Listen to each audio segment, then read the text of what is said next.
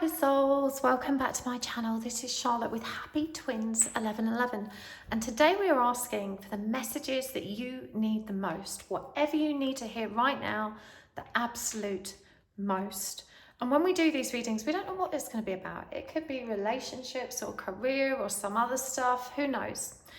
I really think these readings are the most helpful because we give spirit the space to deliver unto us what we really need to hear right now the most, whatever's going to be the most productive, the most empowering, the most life enhancing, whatever's going to help us move forward for our highest good. This is it. So just take a moment to take a nice long deep breath, and we're just going to tune into the cards and see which pile you're drawn to. Set the intention that you're ready and willing to receive the messages you need the most today. And in pile number 1, we've got the Angelite with the Snakes card, and for this one we're using the Wild Unknown Tarot. For pile number 2, you've got the Marquise cut turquoise and these occult symbols with phosphorite. And for this one, we are using the Apparition Tarot. And for pile number 3, you've got the Dove and the Bowl with chrysocolla. And for this one, we're using the Affirmators Tarot. And for pile number 4, you've got the Spider and the Fluorite. And for this one, we are using the Queen Alice Tarot. So take your time. Just see which one you're drawn to. If you're called to more than one, it just means there's messages in more than one for you. And you can find the timestamps for each pile down below. And I will see you at your pile. Hello pile 1, welcome to your reading. You have chosen the Snakes, the Angelite and the Wild Unknown Tarot, and today we are asking, what do you need to hear the most right now? Those are the messages we're going for. We're asking Spirit to deliver unto us whatever we need to hear the most right now. And it could be anything. It could be work, it could be relationships, it could be family stuff, who knows? We will see. We just need to set the intention that we are ready and willing to receive the messages that are going to empower, inspire and comfort us through this phase of our lives, whatever we need to hear the most. Okay, now while I'm giving these a quick shuffle, I'm going to move that one over there because we'll read that when we start. But whilst I'm shuffling, it's a really good time to just take a really nice long deep breath and set that intention. Breathe in through the nose, really filling up your tummy like a balloon, roughly for the count of 4. And then all the way out through the mouth. Just imagining your breath as light. Breathing in that light. Exhaling it all the way to the tips of your toes.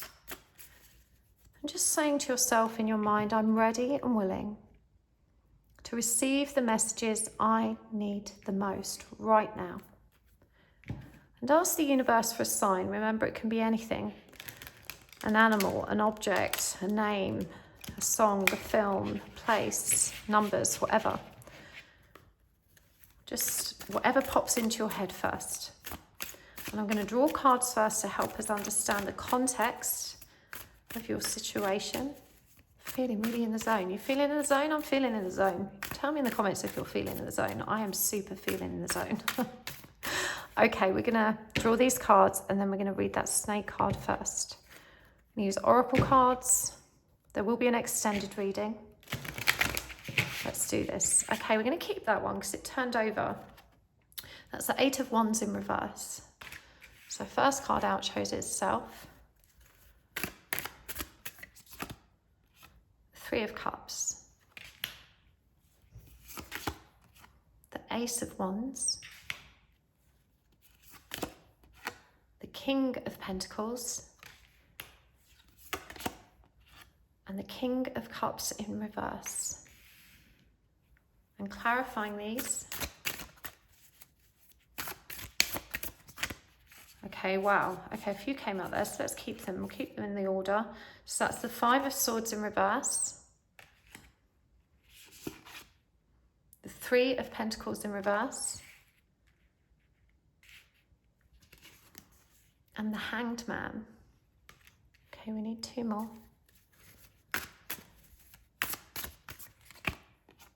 And that's the Knight of Cups in reverse. And the 6 of Wands in reverse. Okay, let's get some oracle cards as well. I'm going to start with the Iris Oracle.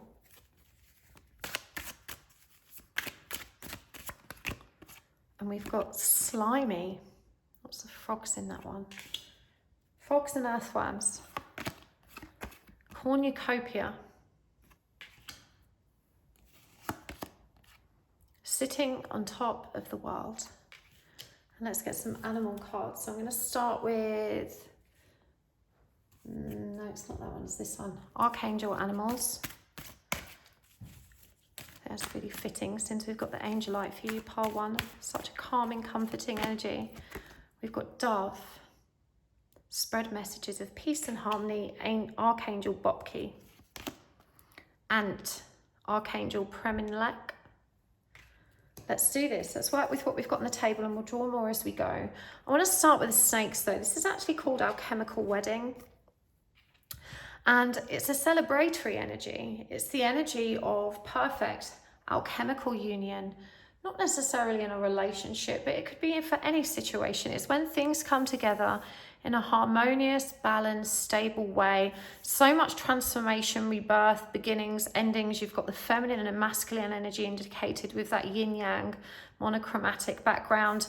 And the same down here with the linear 3D sacred geometry, and then that circle of life represented as harmony again.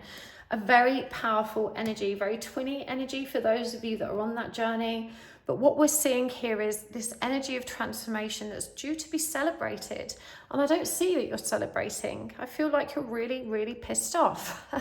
So let's find out why. We've got the 8 of Wands here in reverse, and that's a resistance to fast incoming spiritual activation and change. It's clarified by the 5 of Swords in reverse, and we're seeing the earthworm here, and it's been severed.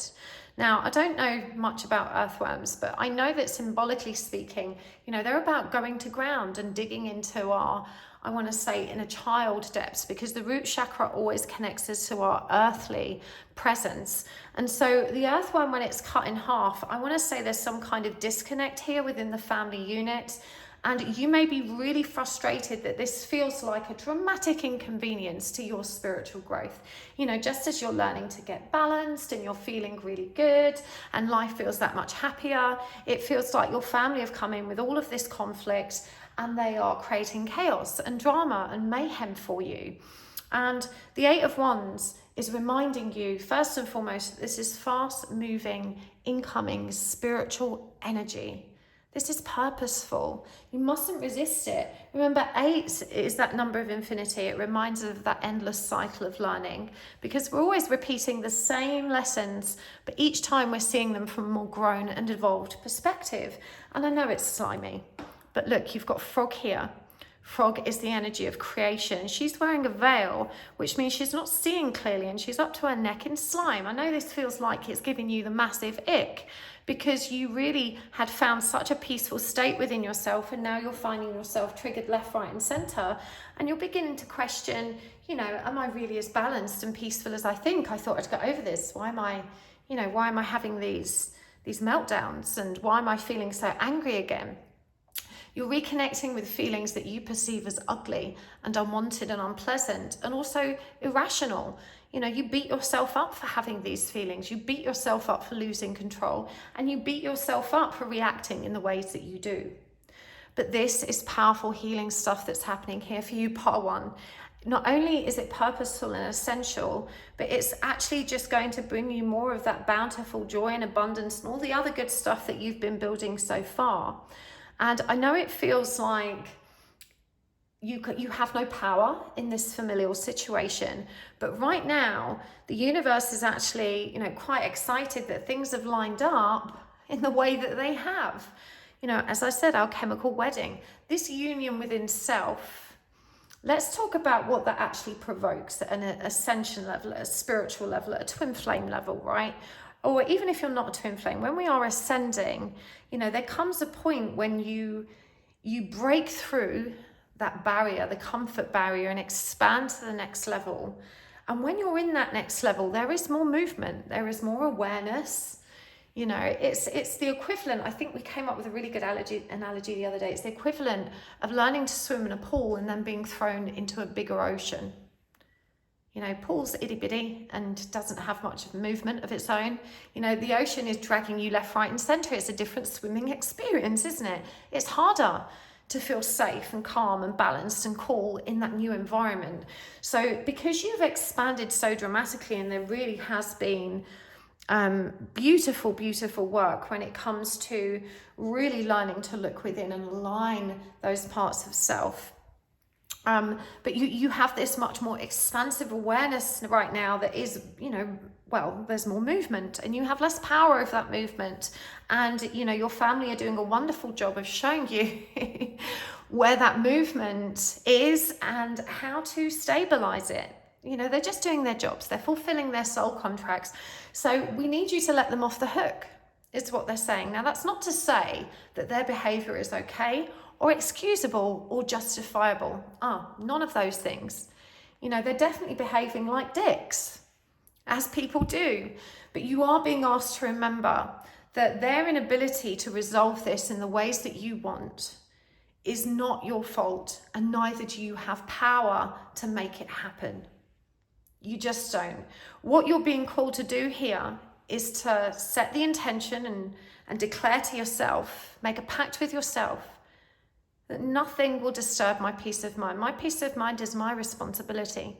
You know, the world is full of dicks that are going to piss me off if I let them, but I don't have to let them. You know, yes, you're in a bigger body of water.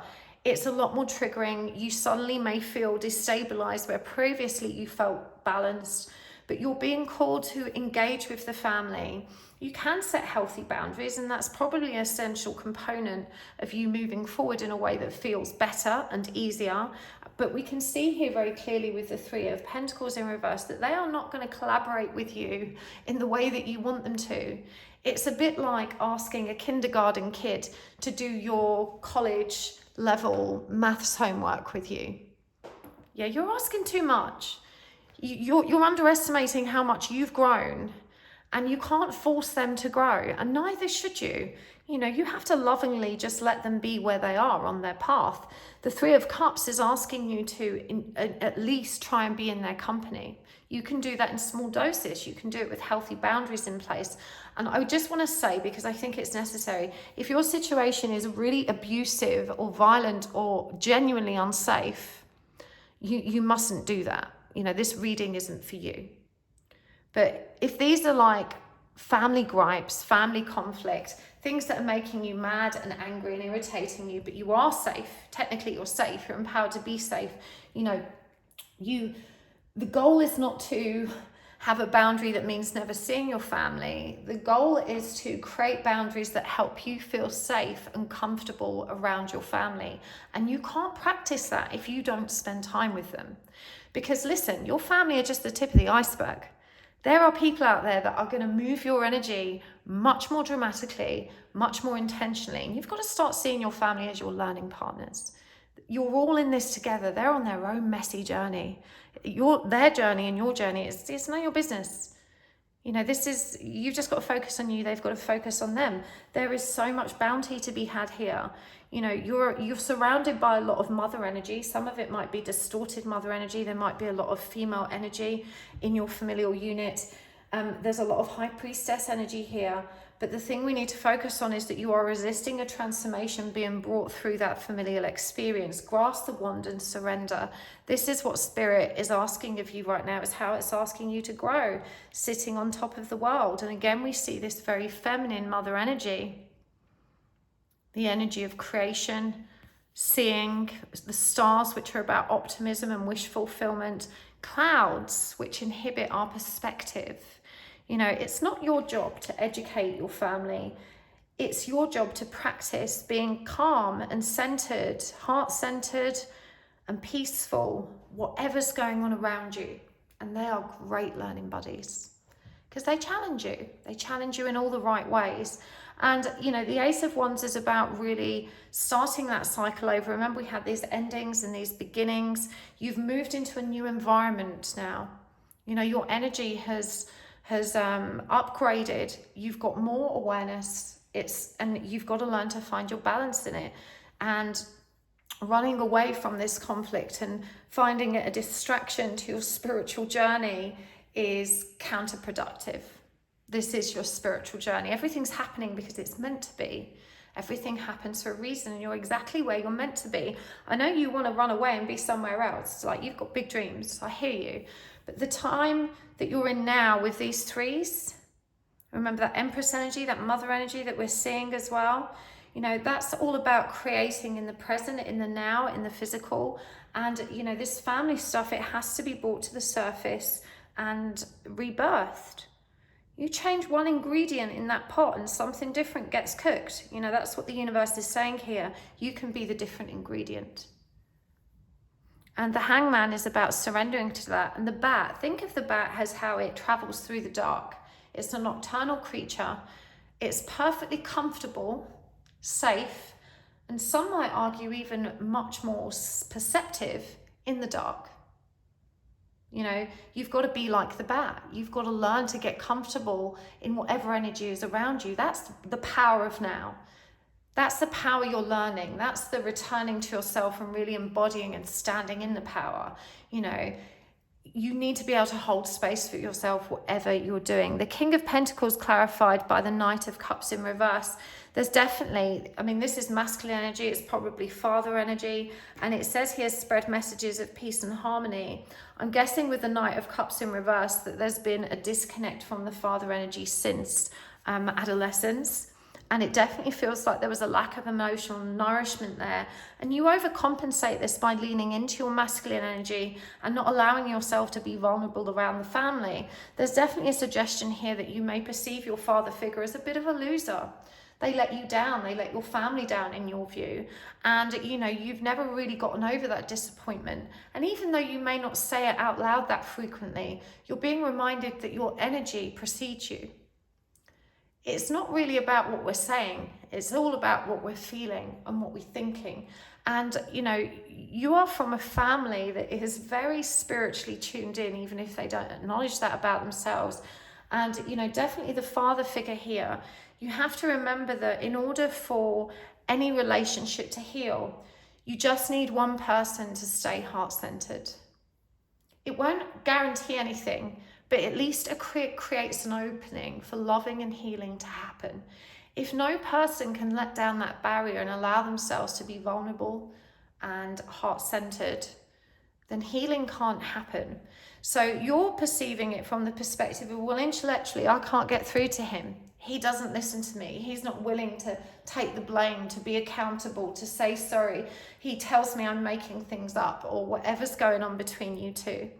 But the role here is not to talk, and the role isn't to find agreement or even compromise. The role is just to show up being heart-centered, and you don't have to say a word when you're in that energy. You don't have to have any conversations. The goal for you is just to stay centered and to hold the energy of love that you have spent so long cultivating. It's very triggering when we're around our family because we slip back into old programs that are so much part of our mental processing, because we were wired that way by nature of our experience. But, you know, spread messages of peace and harmony is a really clear message. When you are focusing on remaining heart-centered, your communication becomes heart-centered. You don't have to be strategic about what you say. You're no longer reacting from a place of resentment or fury or impatience or anger. You know, you're reacting from love. And that's all that needs to be injected into any situation. You know, the King of Cups in reverse, clarified by the Six of Wands in reverse, is also this desperate sadness and grief you feel, because there is also an awareness and an acceptance that no matter how hard you try, you're probably not going to be able to make the people you love the most recognize how they need to heal so that everyone can get along much more nicely. It's a really horrible feeling, and especially as you grow, you know, if your parents are getting older, it's that feeling of what if they pass on and we never get to work this out and we never get to have that, you know, really calm and loving and happy, intimate relationship that I desperately crave. Deep down, whatever animosity we feel to our parents, we just want them to be our parents and to be loving and good at it, right? That's what everybody would wish for. And when we are faced with the sheer impossibility of that, You know, when we can see that some people are just so unwilling to yield to that part of themselves that's in pain so that they can repair and resolve their own behaviors and learn how to love themselves more healthily and more authentically. But when we can see that they're just not gonna, we grieve. You know, there's a loss connected to that. And it's a furious anger as much as it is a grief. And you do need to give yourself time to process that. But the universe is also saying it's a very limiting belief. The Six of Wands is about victory. The butterfly is about transformation. This card is on the table. The energy may be blocked, but it's on the table. And so if the self-created limiting belief is, you know, my parents or my family or my loved ones cannot evolve into the emotionally mature and healthy adults that I wish they could be, you know, I can't feel good. But the fact that these cards here suggest that there is potential, and you don't have to see that it's possible, and you don't have to know how it's going to happen. You just have to remain heart-centered and optimistic, because nothing is stronger than love. You know, the Strength card shows us that. Also, that number 8 cycle of a card. You know, in the Strength card, the lion is literally surrendering to the frail, petite lady. And he surrenders not because she's assertive or strong or told him what for. You know, not because she's scary or fierce, but because she has a pure heart. He surrenders in the presence of that pure heart. This is the strength you're being asked to cultivate and bring to this now. The Ant says cooperate for the highest good of the community. And it's really hard to come into acceptance of my parents aren't who I wish they were. But they're here. They're showing up and they're loving in every which way they know how, even if it's messy and sometimes ugly. You know, families are so complicated, and very few are truly healthy and balanced in all respects. So sometimes when we just allow them to be what they're going to be and we learn to settle our own energy, we can genuinely be massive vessels for transformation, to hold space for new types of interactions by leading from the heart and demonstrating by way of example. You know, you have this power. You actually have this power. This is why the universe is saying you can celebrate this. You can celebrate who you are right now. You can trust yourself to hold space for this. You don't need to be able to trust them. You don't need to be able to change them. You just need to be able to trust yourself. And you can. Oh, sending you big hugs, pile 1. Right, let's get some more guidance. The unexpected blue moon. And that's number 43. So Emperor and Divine Feminine energy. Will, number 13. And Blossoming Flower Moon, 33. And let's get some Divine Feminine Oracle cards as well. Parvati, Goddess of Devotion. I am love that doesn't leave. When I commit to love, my soul evolves. Isn't that beautiful, part 1?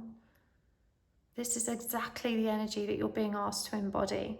When you commit to love, your soul evolves. This is an evolving experience that you're having, even though it's a frustrating one. Again, it's another layer of surrender. Amaterasu, the goddess of light. We are all sacred mirrors reflecting back the same light.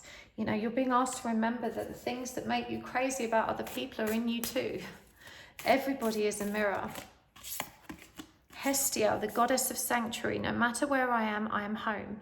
The most sacred sanctuary is found within me.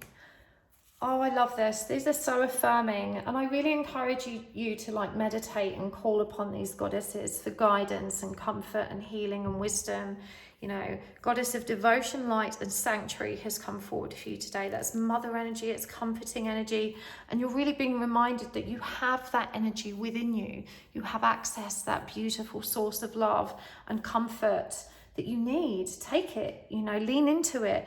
Start holding that space and carrying that energy with you. It is so healing for you and others. And I love that after it was drawn to your attention that change is possible. Perhaps not in every person, perhaps not to the levels that you would wish for, but you know, you're being asked to trust that things can be magical and special. Expect the unexpected. This is mother-father energy right here, 4 and 3.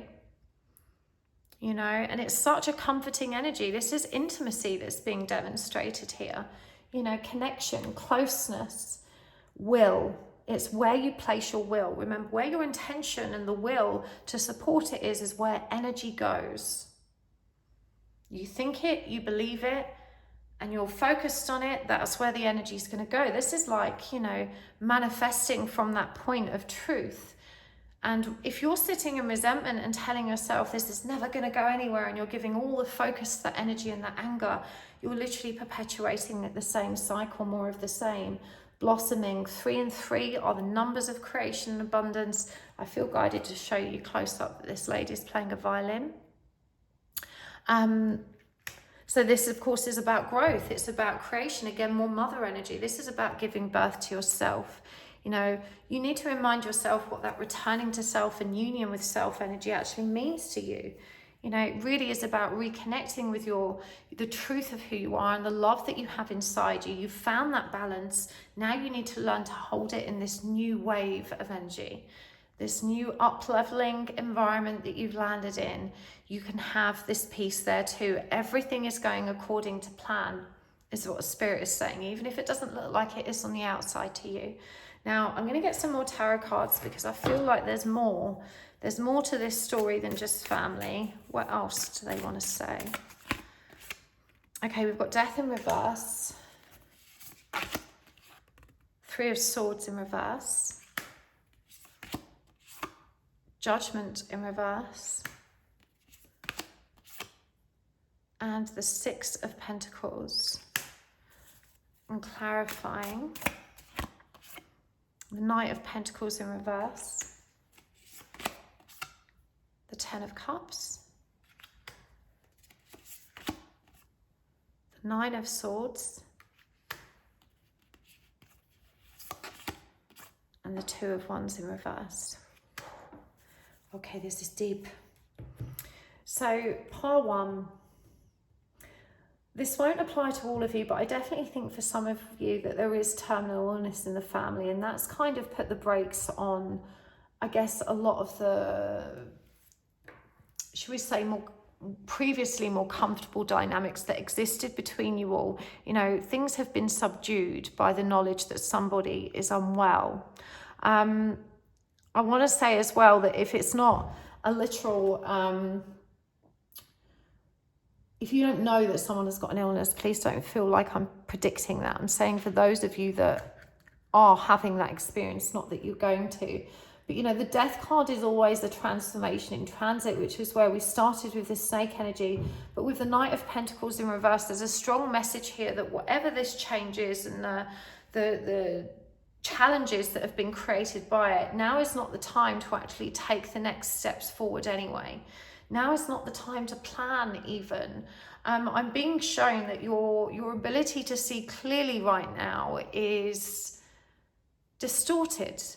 You know, we were talking about you being, you know, from the swimming pool into the ocean. You know, that makes sense that you're learning to balance yourself within this new environment. And so your perspective isn't as clear or aligned as it normally would be. There's definitely a grief cycle that's closing out here. And the 10 of Cups is such reassuring energy. It's union energy, and it's an emotional contentment energy. You know, if the 9 of Cups is that self-sufficiency at an emotional level that empowers us to be, I guess, really, well, yeah, self-sufficient, independently capable of soothing our own emotions. It doesn't mean we're hyper-independent and won't accept emotional support. It means that in the absence of it, we can take care of ourselves. So the 10 is about uniting that energy, and look at how it's woven together here. That reminds me of that cat's cradle game we used to play with strings when we were kids.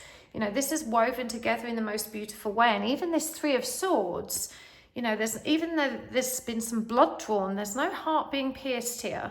You know, this has been banded up with string, just like the strings we're seeing here. Remember, red is symbolic of that root chakra energy, or the healing that we mentioned you're doing at a familial level.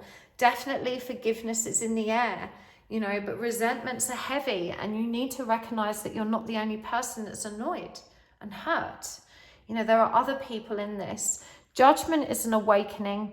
You know, dove energy, which came through for you here about spreading messages of peace. In the traditional judge card, we see the archangel lowering itself from the heavens with its horn and calling the humans awake, to awaken to the joy of spirit in their hearts. And they stand up and reach up to the archangel whilst realizing they're standing in boats upon water. Now, water represents the emotional body. Okay, so when we are being called in this way, our souls are being called. We're being called to navigate our heart, our emotional self, to journey and traverse our experience, you know, sailing that inner world of intuitiveness. Remember, our intuition flows through the emotional body, whilst also, you know, using our earthly gifts of intellect and physicality. But the Nine of Swords is anxiety and fear around the embracing of more spiritual stuff. I want to say that you feel vulnerable. You feel like you are more of a target for darker energies or forces. You feel like your experiences become so strange sometimes that you feel disconnected, isolated, or alienated from other normal muggle folk that aren't having the same experience. You especially feel that within the family unit. So you need to recognize that their judgments and fears is also having an impact on how you perceive yourself. You know, you are not comfortable in this authentic energy because no one is the same. And that's part of the sheep programming of the mind, that we have to fit in. We have to fit in. We have to do what everyone else is doing it. Herd behavior, when you investigate it at a psychological level, is almost hardwired into humans for survival. So the trigger is very visceral and real. You know, it's literally the ultimate fear to survive. I have to fit in. I have to receive approval. I have to be connected and accepted in those ways. So, you know, you mustn't underestimate not only the force of their judgment and what it means about them. Remember, everyone is a mirror, but what it's telling you about yourself as well. Yeah, you need to learn to be comfortable in that and to recognize that it doesn't make you unsafe. It doesn't separate you at all. In fact, it connects you in a more authentic way, because when you're open and holding space and in that space of alignment, you know, you can see and feel who people really are, and you can respond lovingly from that place. This is a beautiful energy, the Six of Pentacles. It's about reciprocity. It's about boundaries. It's about learning that giving is self-fulfilling when we are overflowing with the love we need. You know, you can't keep giving the neighbor bread if you've only got one loaf. But if you have a magic sack of wheat that always replenishes itself and you can bake bread all day long, you can share as much bread even if your neighbor never gives you a crumb back. It's self-fulfilling. It's a good thing to do. It feels good to share. It feels good to share generously and lovingly. But the key thing is remembering that you have now developed the power to sustain self. You have that magic in a bag of wheat that helps you cook good bread for your fellow neighbor. That was a crazy analogy, but you know what I mean. And the Two of Wands in reverse is reminding you that you can be decisive about that. You don't have to give anything to anyone. There definitely feels, again, that leaning into the masculine energy, that feeling of being taken advantage of always having to be the person that fixes things or figures things out. And that's because you're running on empty. You know, when you offer yourself in these ways, you're being asked to show up in a way that's, you know, more aligned with your own values and boundaries. But to remember that if you're topping up your own tank, you know, you really can be present with all of this. I want to emphasize that I think your family are just as crazy and messy and dysfunctional as the next. You know, they're not really bad and they're not really good. They're just kind of in the middle, messy. And it's a different kind of irritation when you're working in those realms, because it's genuine anger. But, you know, when you go to a therapist, they're not necessarily going to say, oh, that's traumatic, you know, and so you don't often perceive this dysfunction as trauma. And when you start doing that, you can start to feel pretty angry about it. But the point is that this is fairly standard stuff. You know, your parents are were raised differently in a different generation where parents weren't responsive or emotionally nurturing. They didn't get that either. So, you know, you are very much the cycle breaker in this situation, and you don't have to perceive yourself as a victim. And I know it feels unjust that you're the one that has to learn to stand in your power and bring that light, but it's a noble cause. And this is what you're being asked to learn to balance in right now. So Spirit's asking you if you can cooperate. They won't. But, you know, the ant colony only needs one queen, right? One person to shine the light. I really hope that was helpful, Pile 1. It's been such a pleasure to read for you. If this resonated for you, we're going to take it over to the extended, because I really want to find out more, not just about the family dynamic, but I feel like you know, with this Knight of Pentacles in reverse, there's something here connected to career too that I feel needs to come through, especially because ants and corporations, it feels like there's a career focus that maybe is impacted by this too, and it gets a bit more complicated. So if this is going to resonate for you, please do join us over there. But thank you for joining me here. I appreciate you so much. Thank you for your beautiful comments. Make sure you make a note of which pile you watched today in the comments, because YouTube will recommend this reading to you again because you've only watched one pile, and it usually does that in perfect divine timing. So if you make a note of which pile you've watched, you won't have forgotten. But I find that really useful, and I'm always so stunned when YouTube recommends the most exact readings for me. I love it. The algorithm working in conjunction with the universe, I'm sure. So I will see you next time. Don't forget to check out my website at happysouls1111.com.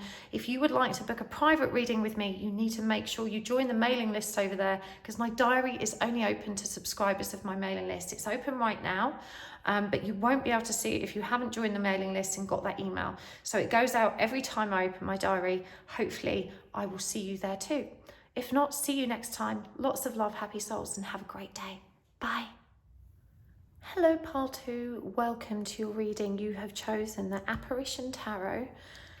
This card, which is Venus, we'll talk more about that in a minute, but of course that is the planet of love. And then we have Phosphorite. So I'm going to pop that over there while we give them a shuffle. And today we are asking, what do you need to know the most right now? I love these readings. I really think when we give Spirit the space to tell us what we really need to know, you know, that whatever's going to be the most empowering, the most insightful, the most impactful in terms of helping us know how to move forward, all of the good stuff, whatever you need to hear right now for comfort, reassurance, just hold that intention in mind. Take a nice long deep breath. Set the intention that you're ready and willing to receive the messages you need the most. You can also ask the universe for a sign. That can be anything at all. It could be an animal or an object, something from nature, a symbol, a series of numbers, a place, a song, whatever works for you. Trust whatever pops into your mind first. Asking for a sign just helps us, I guess, really pay attention to the messages that come through when they appear, but also to know that we are heard. The universe is listening and it's always guiding us. We just need to keep asking for that guidance, keep looking, trusting those divine impulses.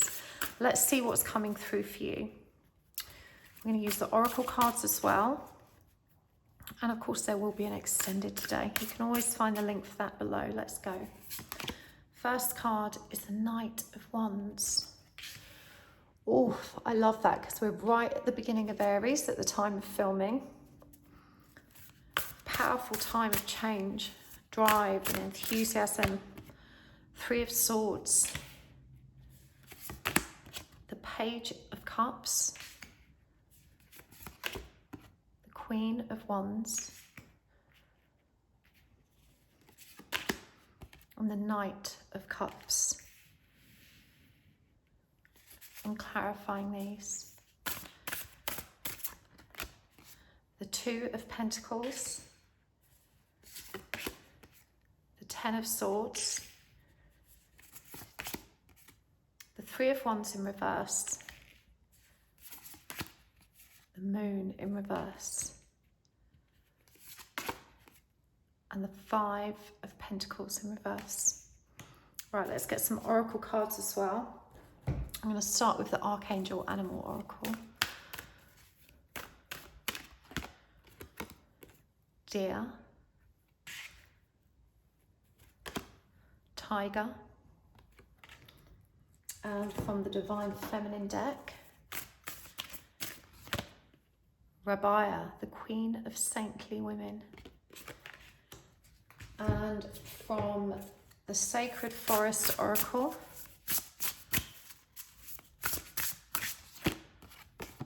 Toadstools and Growth,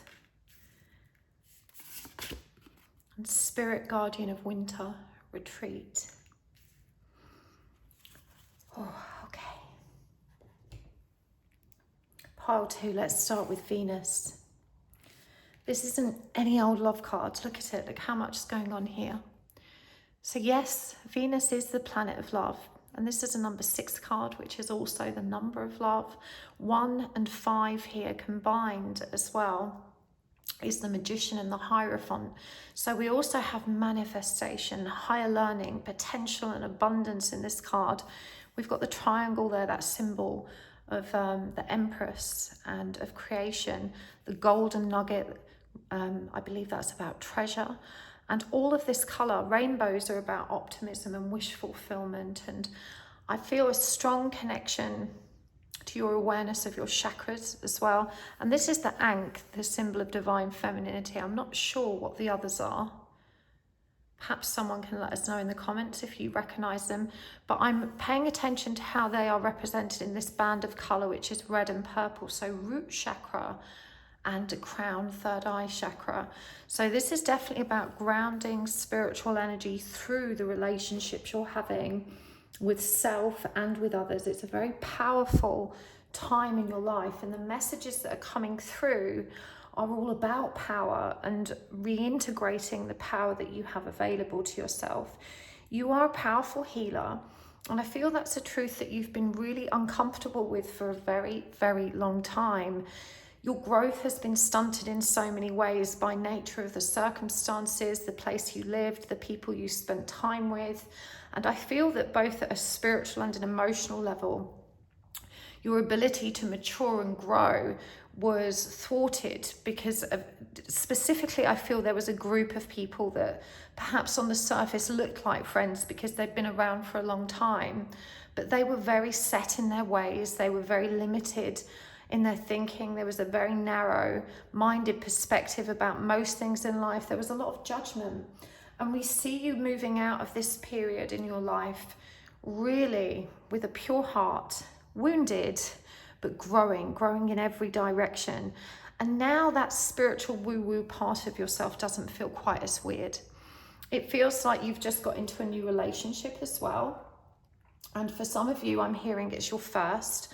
And so this is another opportunity for you to love and grow in love and to get to know yourself better. And you're being literally shown how you are, I want to say, recycling through a lot of the experiences that you did have in those formative years and figuring out how to heal them now.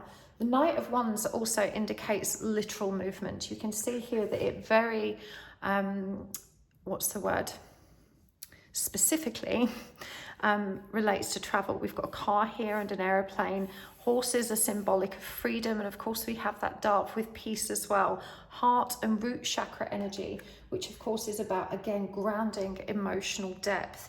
And the Knight of Wands is all about drive and determination, this divine impulse to charge forward.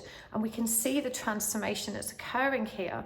You know, this is a very powerful image. This Two of Pentacles, we've got the magnet there, which really demonstrates how that divine impulse is drawing you in. Pentacles are symbolic of luck and good fortune, but also protection. And the apples, of course, of growth. And we see that prayer hand position, you know, that really respecting and learning to trust that divine impulse within yourself. I feel like with the Three of Swords and the Ten of Swords as well, you know, you are healing pretty painful cycles. I'm looking at how complicated this Three of Swords is. So many different stairwells and doorways, and just over here you see someone, you know, kind of staring at the wall looking a bit lost. And the Three of Swords is traditionally about heartbreak, grief and betrayal. And we can see here with that 10 of Swords, often this is about being stabbed in the back, but here it feels like self-harm, doesn't it? The way those knives are piercing their arm, and their right arm is out of sight. I guess we have to assume whether or not they could save themselves or whether they're surrendering to this.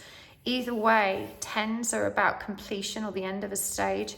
We've got this yellow sun energy here, which is about the triggering but powerfully transformative energy of the solar plexus. And the blue, which is all about truth, clarity. Shells are interesting, aren't they? Because they are both of the sea and not. And so if you think of where they're born, which is in the ocean, and the emotional body represented in the element, and shells being this home, temporary home, you know, for other creatures, they're protective, they can seal things, and they can contain hidden treasure. So there is so much going on in this card. It does feel like you are reflecting on a lot of the experiences you've had and transforming that bitterness and resentment into something that's actually productive and of value to you.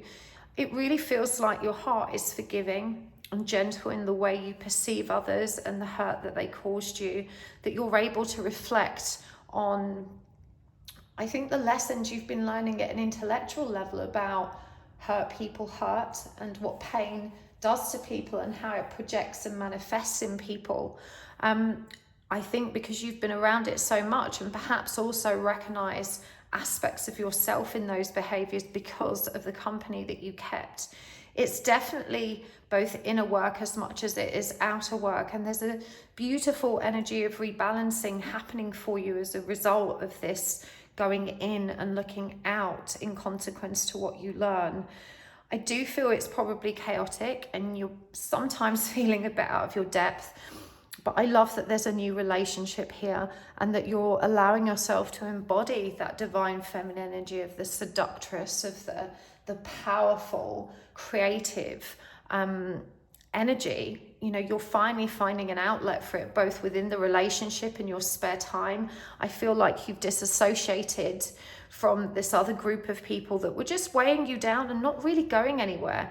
You know, these are the kind of people that just like to get together and complain and forget their woes by, I don't know, getting high or something, but never actually really committing to change or doing anything interesting or being inquisitive about anything. You know, those kind of people only talk about other people. They talk about gossip and then judgment and harshness. And, you know, I feel like you are finally growing up and above and beyond that kind of behavior. And you're looking upon those people, not with, you know, disdain, but recognizing that it's so easy to fall into that trap of just existing, you know, in the mental body and really seeing such a shallow perspective of the world. And it feels overwhelming for you as well. Like you feel alone in that, like suddenly you're different and no one else can relate or resonate.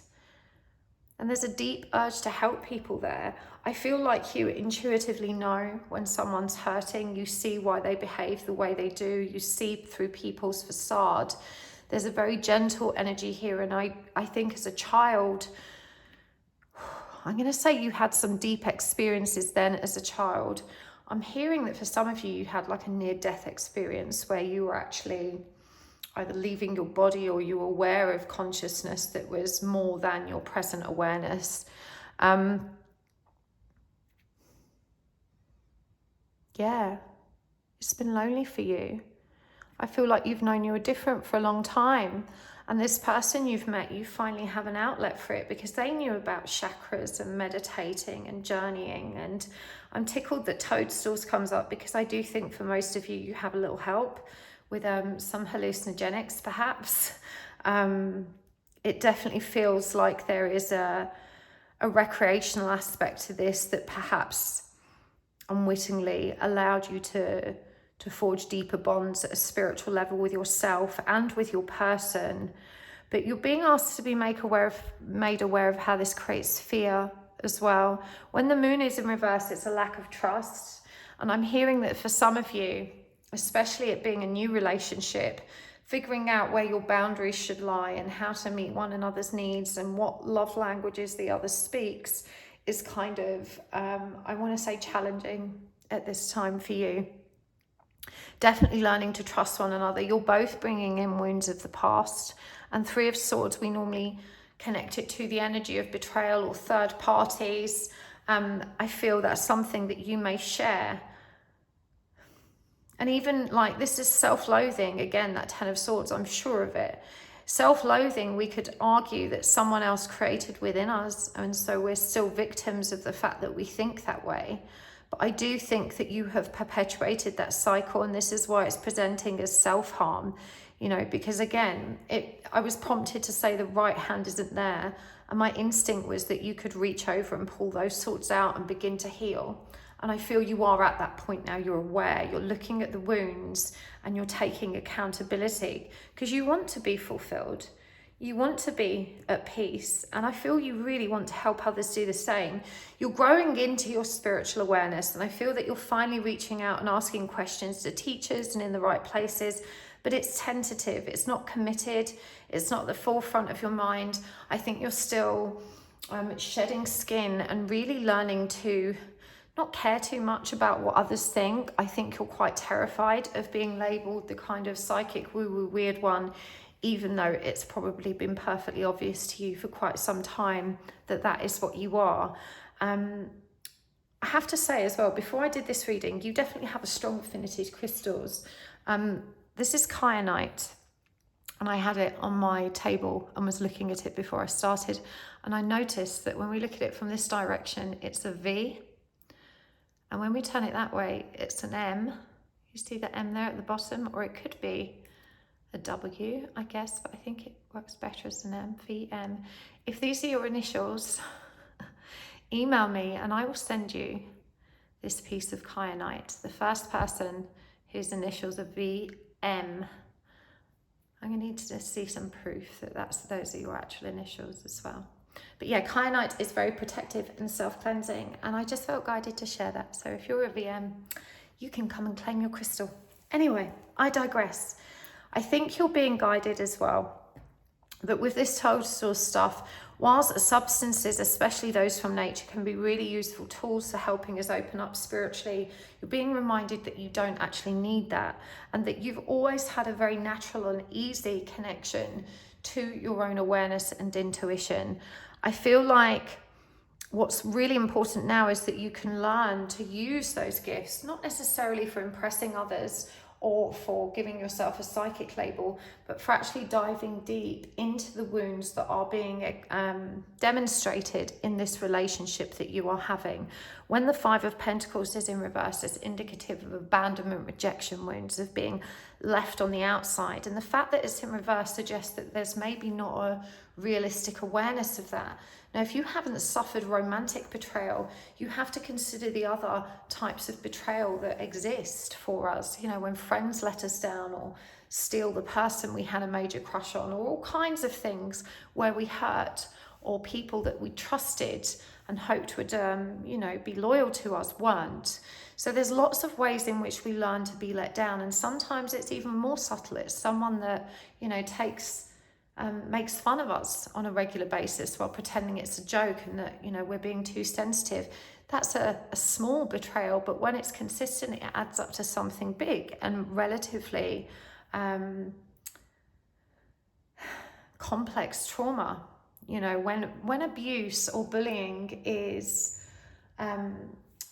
delivered in those passive aggressive, very subtle but frequent attacks, this is when your self-esteem suffers and is degraded.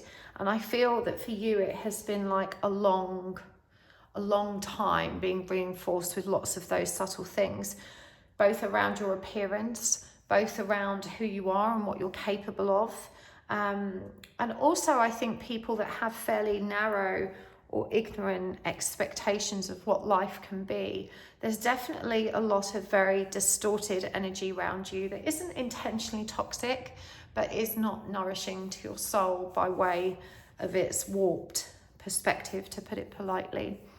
Your person is a breath of fresh air. I really feel like in one another you have found not only comfort, but also this beautiful complementary energy of universal inquisitiveness. I definitely think your person is very spiritual too. And again, there's undoubtedly a lot of connection and mutual growth in those conversations, meditations, dare I say it, trips, and all of those other, you know, just lovely, deep experiences that you both allow yourself to be vulnerable enough to receive in one another's presence. You are both very emotional by nature, and I feel like while you bring the fire and are perhaps a bit more of a live cracker, your person has a much more grounded approach to loving and can kind of roll or flow with your sparkliness when you are fiery. It definitely feels like your person can be a bit secretive though, and I'm picking up a lot of Cancerian energy in that, and probably a lot of fire energy on your side, maybe Sagittarius or Aries, possibly Leo, but this whole top row bar the Three of Swords is fire. We've got Pisces, Aries energy here. We've got all the water signs in that page. The Knight of Cups is Pisces, Cancer, and we've got the Knight of Wands, which is Aries as well. So lots of fire, lots of emotion. And I think sometimes opposing views, and going back to this idea of learning what to expect in terms of healthy boundaries and love languages, you need to bear in mind, and I think the key thing for you is that no one is right and no one is wrong. You both have different values, different needs, different expectations, and this is about finding a middle ground that you can both be comfortable with. You can't both be stubborn about this. Trust in the support of the universe. I love this as well, that these deer are presented here as counterparts. I love the way it's connected to the cosmos and that galactic energy. I really do feel like your connection to crystals, there's something very starseedy and galactic about it. Tiger is very powerful. It says, accept your magnificence. And this is where this abundance energy comes in, because I don't think you are recognizing just how powerful you actually are, pile two. You know, the Queen of Saintly Women, I am in service of divine love. I move the way love asks me to move. And look, she's holding a flame, a torch. She's surrounded by flame and fire. You know, I really think that you are a powerful healer. You are a powerful psychic. You've been naturally gifted your whole life. I feel like it just comes so easy to you, but it feels unrestrained and unharnessed. And there's a lot of feeling of vulnerability or confusion or self-doubt for you, because you don't know how to control it. You don't know how to discern if the instincts that you are getting are accurate or correct, or who they're coming from. I guess it's about learning to trust yourself and learning to trust your intuition. But you have definitely done this before. For you, it's about returning to what you already know and remembering rather than relearning. Spirit guardian of winter is about retreat. You know, we've got to bear in mind that winter is almost a frozen in time. It's death energy, because everything literally goes to ground and disappears. But we are just moving into Aries in spring. And so this is a key time to allow us to shed, you know, those past layers and begin again, to actually bloom again. I really feel like you're being guided to take advantage of the cycles. There's something very indigenous, shamanic, and perhaps even witchy or druidy about the ancestral lineage of your own psychic soul's experience, I want to say. And so you may find that earth-focused ritual, prayer, meditations, journey work will all serve you in helping you really expand in a safe way. Again, the fact that animals are showing up in counterparts in the tiger, these are both very common earth animal spirit guides when we journey, especially the shamanic practice of going into the underworld, which is really the consciousness of nature. I feel like this kind of practice and connecting with nature will help you. You know, you've seen the magic that nature can bring to you, but you're not seeing how magical it is in the literal present as well. It's always there for you. Right, let's get some more cards. I'm going to go with more tarot actually, and then we'll get some more oracle decks as well. So what do you need to know the most about this new relationship? and moving forward, not just spiritually, but I feel in your career as well. It's like you're good at what you do, but you're not finding it fulfilling at all. And you know it's not something you can or want to do forever. It definitely feels like there's a yearning to do something more, to do something creatively fulfilling, I would say, is what's coming through really strong. Okay. So let's ask about the person first. I'm going to get 2 rows and then work. 9 of Pentacles in reverse. Strength. Ace of Wands in reverse. 7 of Cups. And the Emperor. And for work, the 9 of Swords in reverse. So lots of 9s. The High Priestess in reverse. 8 of Cups in reverse. So it's 2 8s as well. The 10 of Cups in reverse. And the King of Pentacles in reverse. Right, I'm going to start with work because the message here is quite, well, it's just so in my face. It was the first thing that just, even though I'm kind of getting a gist of this just like, boom, it landed hard. There is a lot of influence from your family around your work life, and they had really rigid, very limited, very narrow-minded views of what kind of career paths you should follow, of what kind of stability you need, and what you should do as an adult, and yada, yada, yada. And I think when you have presented what they may perceive as radical, adventurous, or perhaps just not even sensible ideas, they have really scoffed, they have made fun of you, they have really made you feel like you are being childish and whimsical. It definitely feels like it's a strong and overwhelming influence that you can't always stand up against. And we can see here with the High Priestesses in reverse also, the only card that is upright here is the 8 of Cups, which is about running to yourself. And this is a very literal image because we've got these buildings in the background. You know, get away from the busy. Go your own way, carve out your own path. You are not responsible for other people's ideals or values or preferences or beliefs or fears. You know, you must choose for yourself. You don't have to take responsibility for other people's feelings around this. You know, you're so worried about disappointing them or worrying them when you're taking risks. It's such an oppressive energy. The High Priestess in reverse as well, and the 9 of Swords in reverse, you know, feeling powerless to actually shift into what feels good because there is so much external pressure and influence for you to do the right thing, whatever the right thing is in their view, and it's clearly not what's right in your view. You know, for your person, I feel like they are equally dissatisfied. This might cause a lot of arguments between you because I feel like you both have quite stable jobs, but they're uninspiring jobs and they don't provide enough to support your dreams and to support your ambitions. And I think this is where this feeling stuck energy comes in. Remember, there's this need to flee.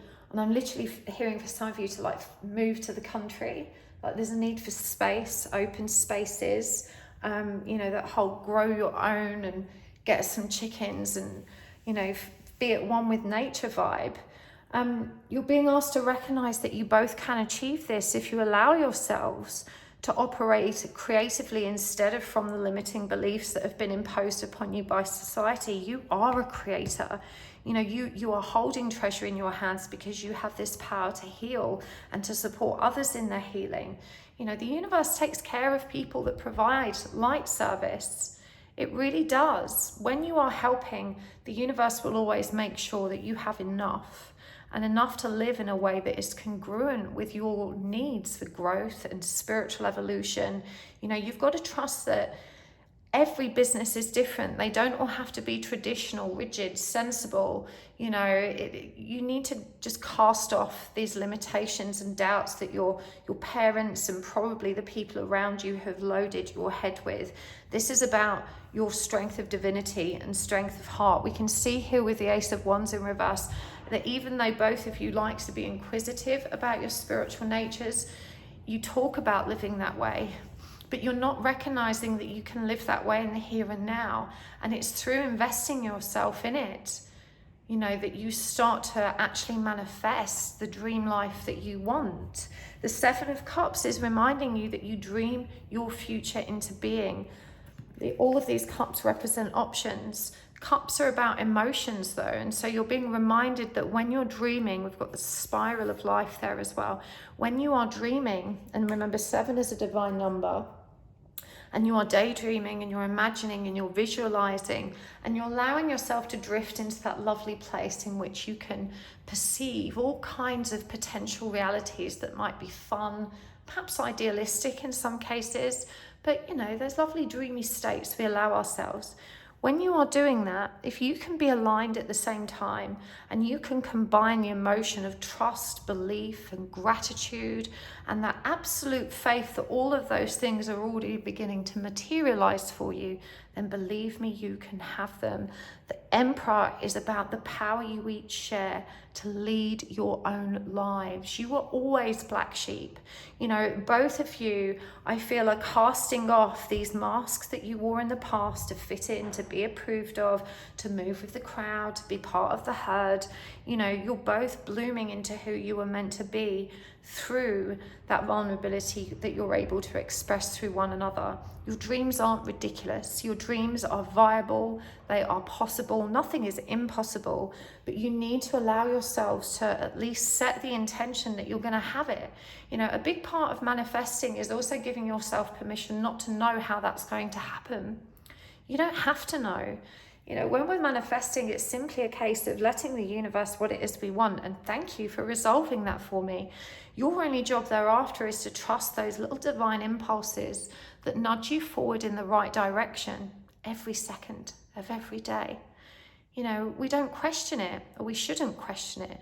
You know, you might feel like walking a different way to work one day. Perhaps you're going to bump into someone that is the golden ticket to the next step of your journey. You have to trust your impulses, your feelings, learning to connect with your own inner light and start allowing yourself to be mindfully present with all of your consciousness and looking at life and where you're going from there. This is coming up for both of you in terms of your connection, because this is what you're doing to support one another in this life. I really do feel there is a deep and soulful connection between you that's all about mutual mission and mutual evolution and learning to stand in your own power rather than be part of the herd. You know, you're both a pair of lions or tigers, as it may be. Right, let's get some more guidance, some final guidance cards from the Oracle decks. I want to take this over to the extended. I think we can go deeper as well about how to, for each of you to get unstuck in that area. And I think the work stuff as well, maybe we can get some more clarity around what that next step is. But let's get some final guidance for you.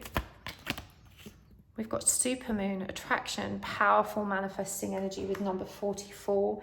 Remember, the 4th of the 4th, or the 4-4 portal, is coming up on the 4th of April. It's all about Emperor energy, leadership, manifestation made real, stability, security. It's a very, very powerful energy here, presented as attraction. Right, what else have we got? Action, waxing gibbous, number 15. And one more. Resistance, waning crescent, number 25. Okay, and from the Divine Feminine deck.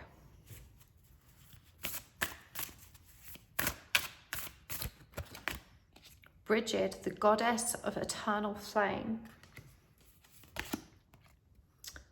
Akhilanda, the goddess of never not broken. Oh, bless her. Strong for it though, right? Mirabai, the saint of true freedom. And I feel one more. And Sarada Devi, the divine mother. Oh, I just got goosebumps. Okay, I feel like we need one more. Let's get a sacred forest one as well. Where's the Iris Oracle? I didn't use the Iris Oracle. Let's get 2 of those instead. This is such a cute deck. Okay. Twin. Interesting. The Messenger, number 19, so 5719. Okay, Attraction and Bridget, the goddess of eternal flame. She says, I am an eternal flame, and each day my light grows brighter. I absolutely love that message. You have to remember that a high vibration, a connection to your light, is attracting higher and higher frequencies of reality to you. If you want to align with your highest potential, you are being encouraged and urged to go within, to accept your gifts, to learn how to stay balanced and harmonious in them. This is where you're going to get the guidance for the right actions, to release your attachment to the things that are holding you back. This one's beautiful. Everything happens for my liberation. I choose to become only more love. The goddess of never not broken. We have to break, right? I'm trying to remember who, but someone said that's how the light gets in.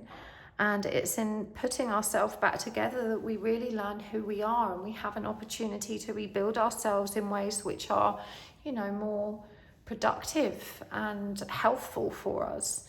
The resistance to growth that you both feel, and I'm noticing this is 25, so it's a divine number, but it's also the High Priestess and the Hierophant, which is higher learning, that actually connecting our intuition to what we know intellectually and allowing it to expand and flourish. And I feel the resistance in both of you, again, is due to that. It feels like it's judgment. It's how others will perceive you. This one, the Saint of True Freedom. Love is what sets me free. I am married to my own soul. We do have twin flame here as well. And so, that journey is about self-love. So even if you're not literally in a twin flame journey, if you're drawn to aspects of that, or you relate to certain aspects of it, quite often it's because you're being drawn to that self-love revolution in which we are learning to come into union with self. It's a spiritual practice that many undertake, whether they have a twin or not. It's not a exclusively twin flame thing. But it does feel like you and your person are mirroring one another in a very catalytic way. And definitely for some of you, there may even be that twin flame connection. Either way, both of you are meant to communicate about this. You hold the key to sharing information about this journey and this growth and this expansion that is going to support others. And I feel that you will do work as a collaborative, and you will do work as individuals. The Divine Mother, unconditional love exists within me, and the presence of love is the absence of judgment. And again, judgment is exactly what you are letting go of, to receive and really appreciate that true freedom that is only born of releasing yourself from other people's expectations, whims, beliefs, and petty-minded views of you and life. Who you are is no one else's business. It only matters that you love you. And I feel that you're both learning to love yourselves through that love you have for one another and the reflections that you're sharing through that connection. It's really quite lovely. I hope this has been helpful to you, Pile 2. I'm going to take this over to the extended now, but thank you so much for joining me here. In the extended, we're going to look, as I said, at more about the work stuff, how can you shift in that direction, and more about how you can each grow and evolve in this situation together and manifest those dreams. So if you want to join me there, the link's down below. But thank you again for being here. Thank you for all your amazing comments. Don't forget to make a note of which pile you watched, because that's really helpful. You've only watched a fraction of the video today, so YouTube will definitely recommend it to you at a future date. And if you've made a note of the pile that you've watched, you won't watch it again. You'll know to pick a different one, because these readings are timeless, and I love how I'm divinely guided to other readings that way. And it's always so synchronistic and magic. Trust the divine impulse. It's what you're learning to do, Pile 2. Thank you for hitting the like button. I appreciate it so much.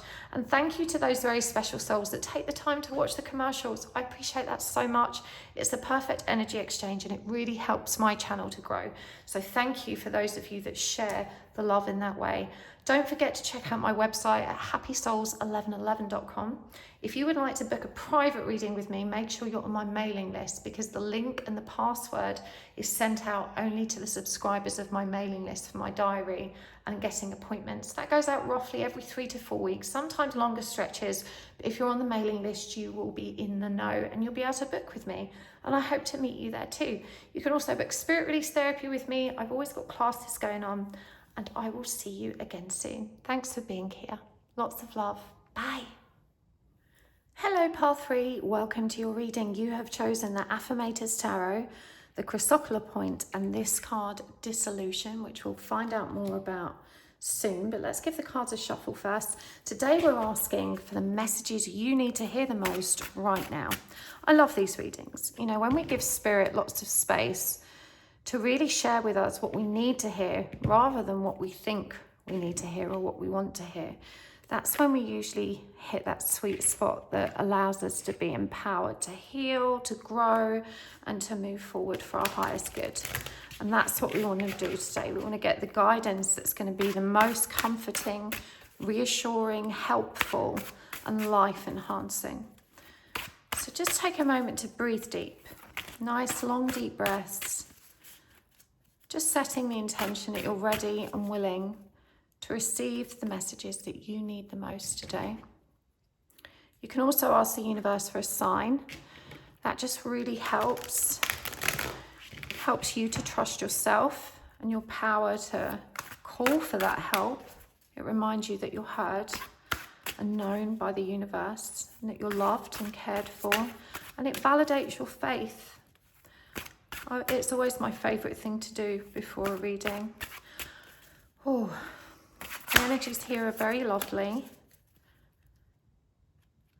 So lovely I could get a little bit lost in them if I'm honest. Okay.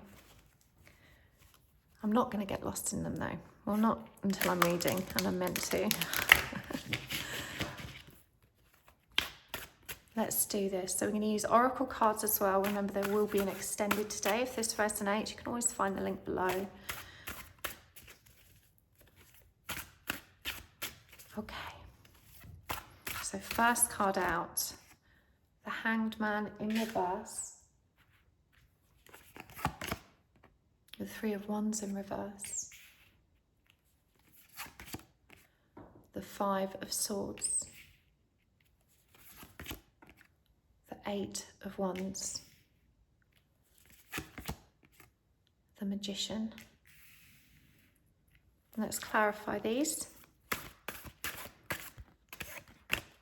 We've got the Seven of Wands in reverse, the Three of Swords in reverse, the Chariot, the Queen of Swords in reverse, and the Four of Wands. All right, let's get some oracle cards as well. Don't forget to make a note of what pile you've picked, by the way. I find that really helpful because when we're watching picker cards, we only watch a fraction of the video. And what I've found is that YouTube, at some divine point in time, will say, hey, maybe you should watch more of this video. And usually those are the ones that call to me, right? And if I know what pile I've watched already, because I commented, super duper helpful. Okay. First card, Rat. And Bee. Oh, I love Bee so much. Okay, from the Divine Feminine Oracle, we've got Sekhmet, the Red Lady, and Mirabai, the Saint of True Freedom. And from the Iris Oracle,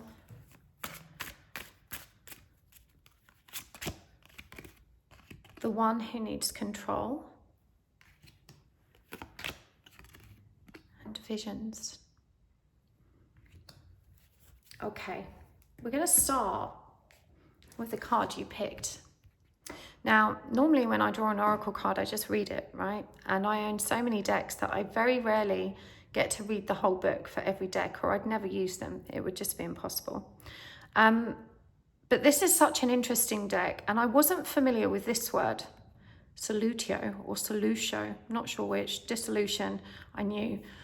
And even though I had my own impressions about it, I wanted to read the book. And when I did, I decided I had to share it with you because it's deep. And I think it gives us a lot of insight into what we're going to be getting in terms of messages for you today. So surrender, dissolving, and formlessness. And it says solutio. I hope that's the right way to say it. Tell me if it's not. Solutio is the great alchemical operation of water. It represents the form becoming formless, that which is solid dissolving into liquid, and in many alchemical texts it is the first operation, and summarizes the heart of alchemy as in the axiom solve et coagula, dissolve to unite. For our purposes, it's important to know solutio involves a dissolving of definitions, identities, and labels. The strongholds of the ego, drawn in the emotional realm of water, we dive back to the beginning, the prima materia.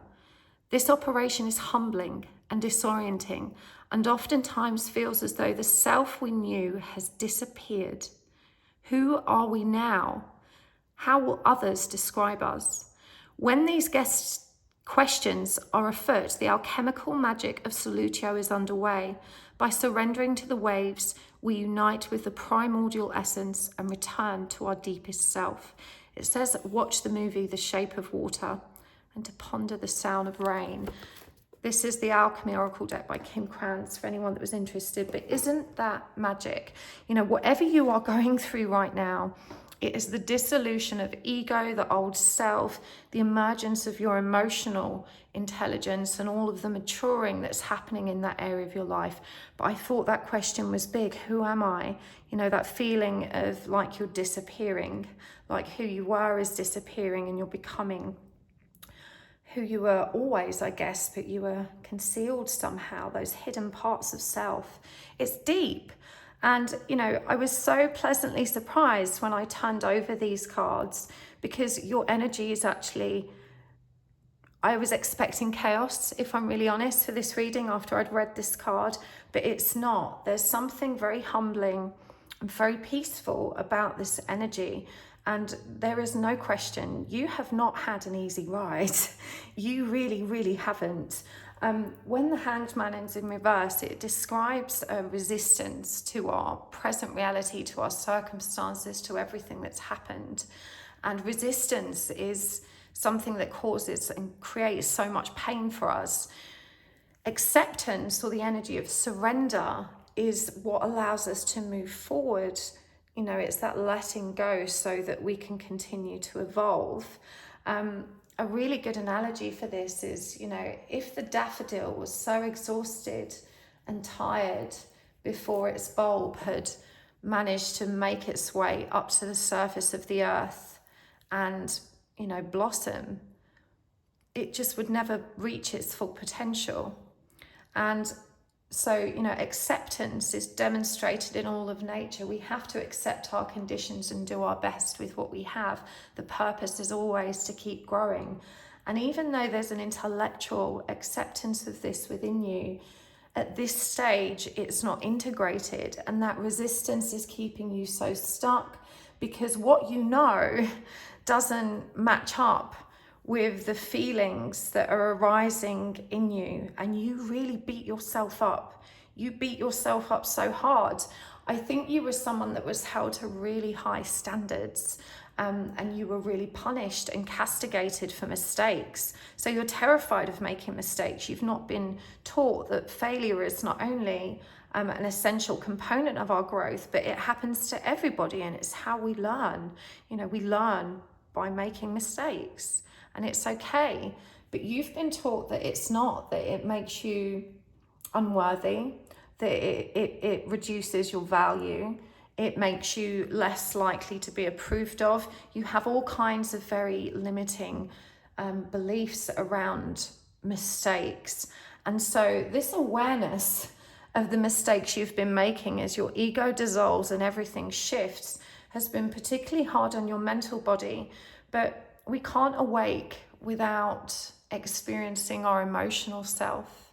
The emotional body is the intuitive receptor through which you connect to source, to the creator, to spirit, whatever you want to call it. You know, the two go hand in hand. And what you have learned and integrated at an intellectual level, as painful and hard as it's been, now needs to be healed across the emotional self as well. The Seven of Wands in reverse, it's an interesting one to come up, because in the upright position, it's about defensiveness. And you can see here how this crocodile is literally fending off this, well, what we say is a perceived attack, because it's not actually clear what is coming at him. And so with this card, we have to ask, is it real or imagined threat? And also remember that 7 is a divine number. And so quite often when we're facing challenges that pertain to the number 7, it's a challenge that the universe has deemed necessary for our growth. And we have to remember too that sometimes the quickest way to get where we need to be going is through the eye of the storm. You really need to recognize that a big part of your challenge at this stage is your resistance to the emotional self. This isn't something you can intellectually resolve your way out of. And to give you an idea of how integrating the healing you've done intellectually in an emotional place, you literally have to revisit the experience as you would in a talking therapy, but allow yourself almost to only focus on the emotion and the stories that were being created as a result of that emotion. When we reparent ourselves as we weren't then through those experiences, which might look like saying, "Oh, I understand why you would feel and think this at this moment, but now I can help you understand that actually you are worthy and you are loved, and this is why this is happening, and it wasn't your fault." It was 11:11 on the timer on my video when I said that, by the way. So, it literally is about being your own parent in those circumstances. One more, you have done so much work. Most of it has been applied in a very studious, very research-oriented way. There is so much expression here, I want to say, as well of a written and verbal kind. You are definitely a powerful communicator, but you haven't learned how to communicate kindly with yourself. You beat yourself up, you are mean to yourself for every little mistake, and the emotions that come up when you're triggered with those thoughts are so crippling. It's no wonder that you learn to disassociate from the emotional self. Fulfillment can be yours, and you can close out that pain cycle that's been keeping you weighted down. These energies are all present on the table, and when we turn them into their upright positions, we have a very different story. So remember, any card on the table is there expressing its place or present potential in the trajectory of what's going on. So when it's reversed, it's showing us an energy that is blocked, right? That cannot flow to its fullest potential. But the potential you have here is beautiful. You have the energy of flow and surrender. You have the energy of fulfillment. You have the 7 of Wands, which in its upright position is still defensive, but it's also a less distorted version of that. Defenses are sometimes very necessary. Healthy boundaries, for example. 3 of Swords is heartbreak and healing. It's sad, it's painful, but it's an energy that moves us forward and is a necessary component of recovering from anything traumatic. 3s are always about the energy of creation, and it's Empress energy, it's nurturing energy, it's mother energy. And so we see that these energies are blocked. They're available to you, but they are blocked. And the only reason they're blocked is because of your mental body perspective. Now, your mental body doesn't really know anything at all. It has one lifetime database up until your life now. And a lot of the things it's recorded to help keep you safe and to help protect you and help you make wise decisions to ensure your survival and wellness are distorted because they were taught by other people, mostly, who are themselves possibly also distorted, not necessarily with malice, but we pass on our dysfunction as much as we pass on our good ways. And, you're being asked to recognize that the mind can't resolve all of this for you. It's just a computer. The cards here are all spiritual. The 3 of Wands, the 7 of Wands, the 3 of Swords is the mind that needs healing. But that's being resisted because you're not allowing yourself to become aligned in all of your bodies. Awakening is the opening up to your emotional self, and you have to learn how to engage the mind, to lovingly commit to yourself from that place, to use the mind to your advantage and to welcome these energies instead of resisting them. This inner conflict you're feeling is part of your intended path. Front and center here, we've got the Chariot.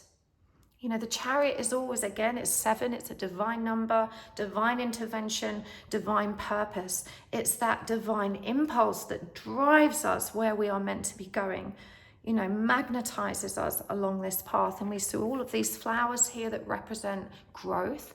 And we see horses, which are about freedom, the star, optimism, magnetism, wish fulfillment.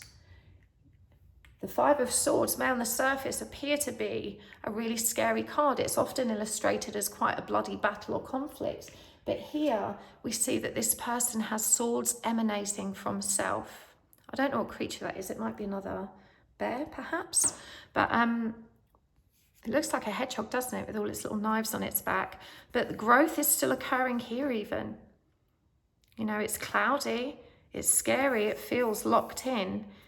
You know, this is the prickliness that comes from the mental body that disrupts our ability to be aware of all the blessings that are around us. You know, the mind is so easily offended as well. It's got such fixed, rigid, linear ideas about what's right and what's wrong. But you wouldn't ask a machine what's right or wrong. You know, you understand that a machine couldn't possibly accurately advise you on, you know, life-changing things because it's not taking into account consciousness and emotional stuff. It's working on the law of probability and numbers and algorithm. You know, we all know, even at a subconscious level, that we have an inner wisdom, an inner truth that's ours, that perhaps no one else can understand, and that's okay. The mind wants to look for evidence that that's true. And I think this is where you get so stuck. You're applying a lot of healing practices that are psychologically sound, but you're not recognizing your need to surrender emotionally and to nourish yourself in a soulfully aware way. Spread heart healing with joy and be true to yourself, and the universe will reward you with rat and bee. I feel as well, one of the bigger challenges for you, and I'm looking at these other cards, in particular the Queen of Swords in reverse, which is again the mind getting in the way. There's a lot of messages here about freedom. And so coming back to this energy of you were raised being punished for making mistakes, how are you holding yourself back now by still fearing those kind of punishments? Is this what you're being asked to question of yourself? Because again, the Queen of Swords in reverse not only has challenging and difficult, distorted beliefs that she believes are true, and so she communicates them with force, such as her level of intellectual mastery, but without access to the emotional self. Look, it's all clouded behind her. She only has a fraction of the total perspective. And the 8 of Wands is fast incoming energy, and it feels to me like you're also very quick to arrive at decisions, to reach conclusions, or to be influenced by someone's disapproval. You gaslight your own intuition frequently and swiftly. And yet you have so much power and so much peaceful energy at your core, even though, you know, it may be presenting as this, I want to say, perhaps even a mental breakdown for some of you, you know, and really beating yourself up and being hard on yourself. In real terms, this is an important change. You can shift these energies to move through it with a lot more comfort. And the Magician and the 4 of Wands is beautiful. You know, the Magician's is a manifestation of everything that came before it. Remember, it comes after the 4, which is 0, infinity, wholeness, everything and nothing all at once, infinite potential. The Magician with number 1 is the realization, you know, that potential made manifest. And this is why the Magician is often illustrated with all of his tools. You know, he has the pentacle, the sword, the wand, and the cup. Because it's, you know, we are creating in a physical 3D world. We are manifesting now with our hands, with this body. So it's potential made manifest. And the 4 of Wands is the celebration of that fulfillment there realized. 3 is the creation of it. 4 is the stable foundation that was created by it. So you have a very powerful lineup of energies here. You know, this period of solutio or dissolution, we can see here the dove flying into the bowl, into the cup. Remember, water represents the emotional body. The dove represents peace. That is such a clear message. You know, you can find peace in the emotional self. You don't need to be afraid of it.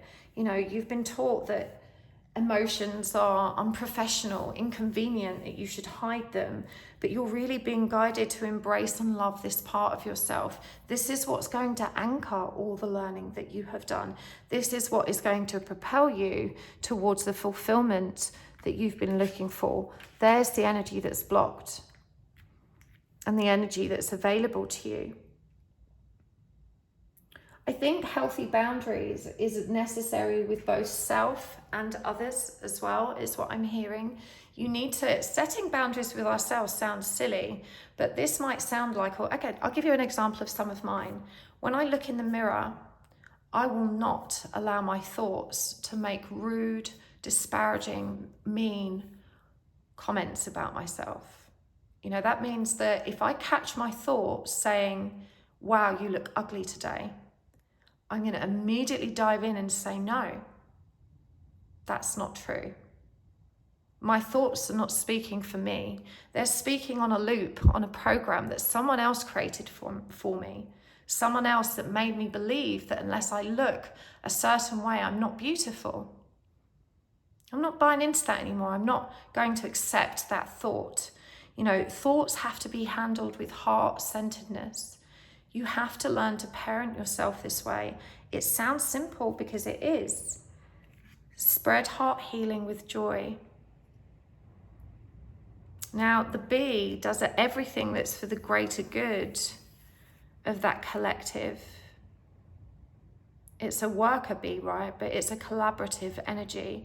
It's reminding you that when you are operating from your heart-centered highest good, you don't need everyone to agree with you. You're aligning with your innate truth. You know, the bees don't queue up outside the queen bee's little nest and say, so what's the deal here? What have we got to do? Do I get a say in that?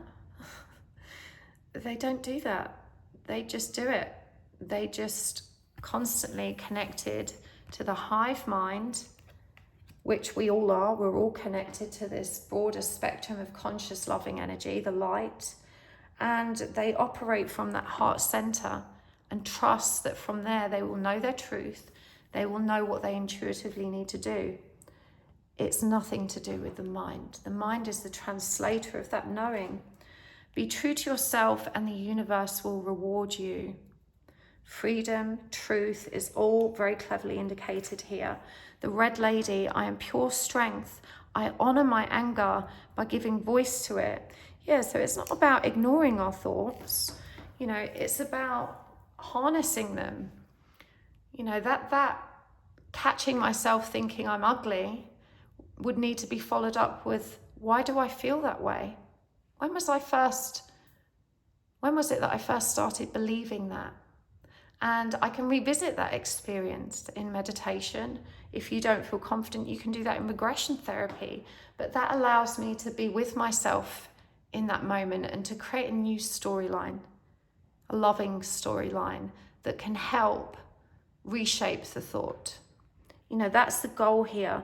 Your thoughts are running roughshod over you. The saint of true freedom. Love is what sets me free. I am married to my own soul. Isn't that beautiful, Mirabai? You know, you really do have the power to shift through this stage. You've been so hard on yourself. I'm literally hearing you say, I've done so much work and nothing's shifted for me. I still feel like crap. You know, it's an angry energy. Allow yourself to be angry. You know, give voice to it. You know, you are pure strength, the one who needs to control. Do you know the desire to control is born of the desire to be safe? So stop beating that part of yourself up too, because you know that you can be a control freak, and this is why it makes it so hard for you to surrender.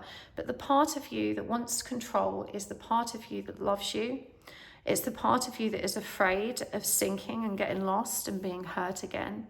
So again, that part of you exists in the mind, but it cannot be healed by the mind alone.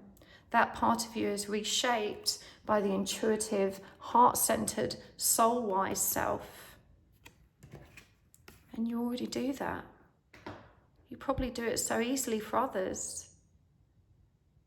You're definitely clairvoyant. 6 and 7 is also the number of love and divinity. Together, oh no, it's 13, isn't it? I was going to say it's 12. So 13 is, oh, it's not here. I thought it was. Yeah, visions. There's a strong healing energy that you're meant to share here as well. When it says be true to yourself and the universe will reward you, I feel like what feels true to you also feels in the mind really impossible. And so you may have created all kinds of random barriers as to why you can't do it, but it's just not true. You know, nothing is actually impossible, and barriers just things, you know, that we need to learn to maneuver around or climb over. Those challenges, if you're not scared of making mistakes, are what's going to help you grow. Let's get some more about that. In fact, I'm going to get some more tarot cards. What's the mistake you're afraid to make? That's what we want to know. The 4 of Cups. The 6 of Cups. Strength. The Sun in reverse. And the 7 of Pentacles in reverse. I'm going to clarify these with oracle cards, I think. So this is the Queen of the Moon Oracle. 4 of Cups is clarified by full moon power. 6 of Cups is clarified by the masculine lunar god. Strength is clarified by release, waning crescent moon. The Sun in reverse is clarified by action. And the 7 of Pentacles in reverse is clarified by resistance. Okay, and some of these ones, this is the Sacred Forest Oracle. Bluebird Spirit. Toadstools.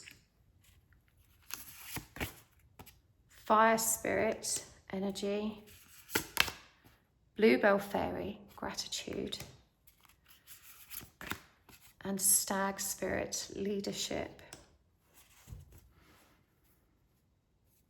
Wow. Even the words lined up are such a clear message. Power, the masculine, release, action, resistance, happiness, growth, energy, gratitude, leadership. The 4 of Cups is all about self. But you can see that this 4 of Cups, he's so focused, this flamingo, is so focused on the 3 spilt cups that he's not seeing the party go off in the background with that wonderful single opportunistic cup. Now, the single cup refers to the Ace of Cups, which is self-love, pure heart-centeredness, and the overflow of power that, you know, is achieved through that. And it's clarified by power, bluebird spirit, happiness. So, you know, mistakes, there's a really clear message. If the question is, what mistake am I afraid of making? There's something about you trying to fix things for others. You've got this idea that if you take your eye off that ball and focus on self, that something bad's going to happen. You're going to be judged, you're going to be disapproved of, you're going to be rejected. Definitely there's a fear of actually putting yourself first. Now remember, boundaries did come up. Boundaries did come up. Defenses. Is it a perceived threat or a real threat? Your power is in turning your focus on self. The bluebird spirit, happiness, is also number 7. 1 and 6 is number 7. There's a lot of divine nudges here. I hope you're getting the signs you need to know that it's okay to choose what's right for you. You can't possibly lead your life. considering everybody else first, unless you're a parent with young children. That's the only thing that slows us down, and we have to focus in a different way. But otherwise, you're free to move at any time and do anything that's right for you. And any adult that tries to convince you otherwise is not operating from your best intentions. The Six of Cups is about nostalgia. It's also the soulmate energy, the reconnecting energy. Here it's depicted as the dolphin, which is about joy and happiness. Also, we've got masculine energy and growth. Again, because leadership and action is indicated, plus this energy of strength and the masculine sun, both Leo, both the energies of leadership. This is about you taking back power and control over your life and destiny. The Seven of Pentacles is about investing, and this is where the resistance energy is. And so whatever it is you think you should be doing and that you're putting a lot of pressure on yourself to do, pay attention to the resistance you're feeling. If you're struggling to do it, there's a reason for it. And look, the bees are here as well. The bees get the most growth when they operate intuitively. Here, growth is blocked by resistance, literal resistance to growth. And so, is it your own emotional perspective that's blocking you? I think it's a combination of that and the way the emotions are manipulated by external influences as well. The masculine, release, fire spirit energy, which is the intuitive, magical part of self, action, and bluebell fairy with gratitude, the sun in reverse. This is all about illuminating truth. And again, a card of freedom. Growth, happiness, same messages over and over again. You have to take control. Yes, we can be born into feminine bodies or raised in feminine ways, but all of us are both genders at a soul level. We have both masculine and feminine energy in us, yin and yang. And the masculine is the mental, physical body. The feminine is the emotional, intuitive body. You've spent a lot of time in the masculine body, but the emotional, the divine feminine aspect was so distorted that, you've had this imbalance. I really feel like you are on the precipice of that state of surrender. If you'll just let go, lean into it, give yourself that love. It's there for you. This is going to help you balance your masculine, which is already very powerful in an incredibly profound way. This is when life starts moving in the direction that is empowering, free, and allows you to lead, from that inner truth. It's big energy. Let's get some final guidance cards. What can you do to overcome that fear of making those mistakes? What's the route to digging that out and moving forward?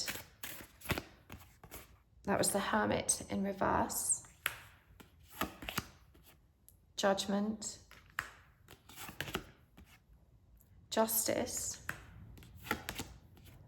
Three of Pentacles. And the Queen of Pentacles in reverse. Okay, the first message that comes through really loud and clear is it is not your responsibility to mother or educate or care for in a committed, daily way to anyone that is not your literal child. No one has the right to ask that of you. There is a lot of karmic rebalancing occurring in your life right now. And whilst there is a need to collaborate and cooperate and, in a community-oriented collective way, you also need your freedom within that model to express self. When the Hermit comes up in reverse, this is what we've already talked about when it comes to really illuminating, ourselves internally. And we have the Judgment card here, and I love how it's the little mouse at the top of the mountain, peering questioningly up at the sun. Remember, we had the sun here. The sun is symbolic of growth. Nothing grows without light. It's an empowering energy. It's also representative of that solar plexus energy, the fuel, the divine fuel, which literally drives us forward. So Judgment is also about awakening, but there's a rebalancing in the middle. There's a cooperating, and there's also a recognizing your place and setting boundaries that value it.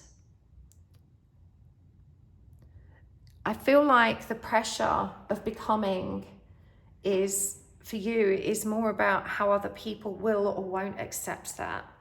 And that's part of the learning that you're doing with this karmic balancing. I need to get some more. Yeah, wow, the Emperor, the masculine again, lead. You can't, there's no shortcut. You have to learn to assert what's right for you, what feels good to you, and what is in line with your authentic truth. No one else is going to fight that battle for you. But you can do this, pile 3. You really can. You have so much strength, so much power available to you, and so much joy available to you. If you can recondition that bullying mind to serve you rather than reinforce the distorted messages that are coming in and influencing you from your external reality.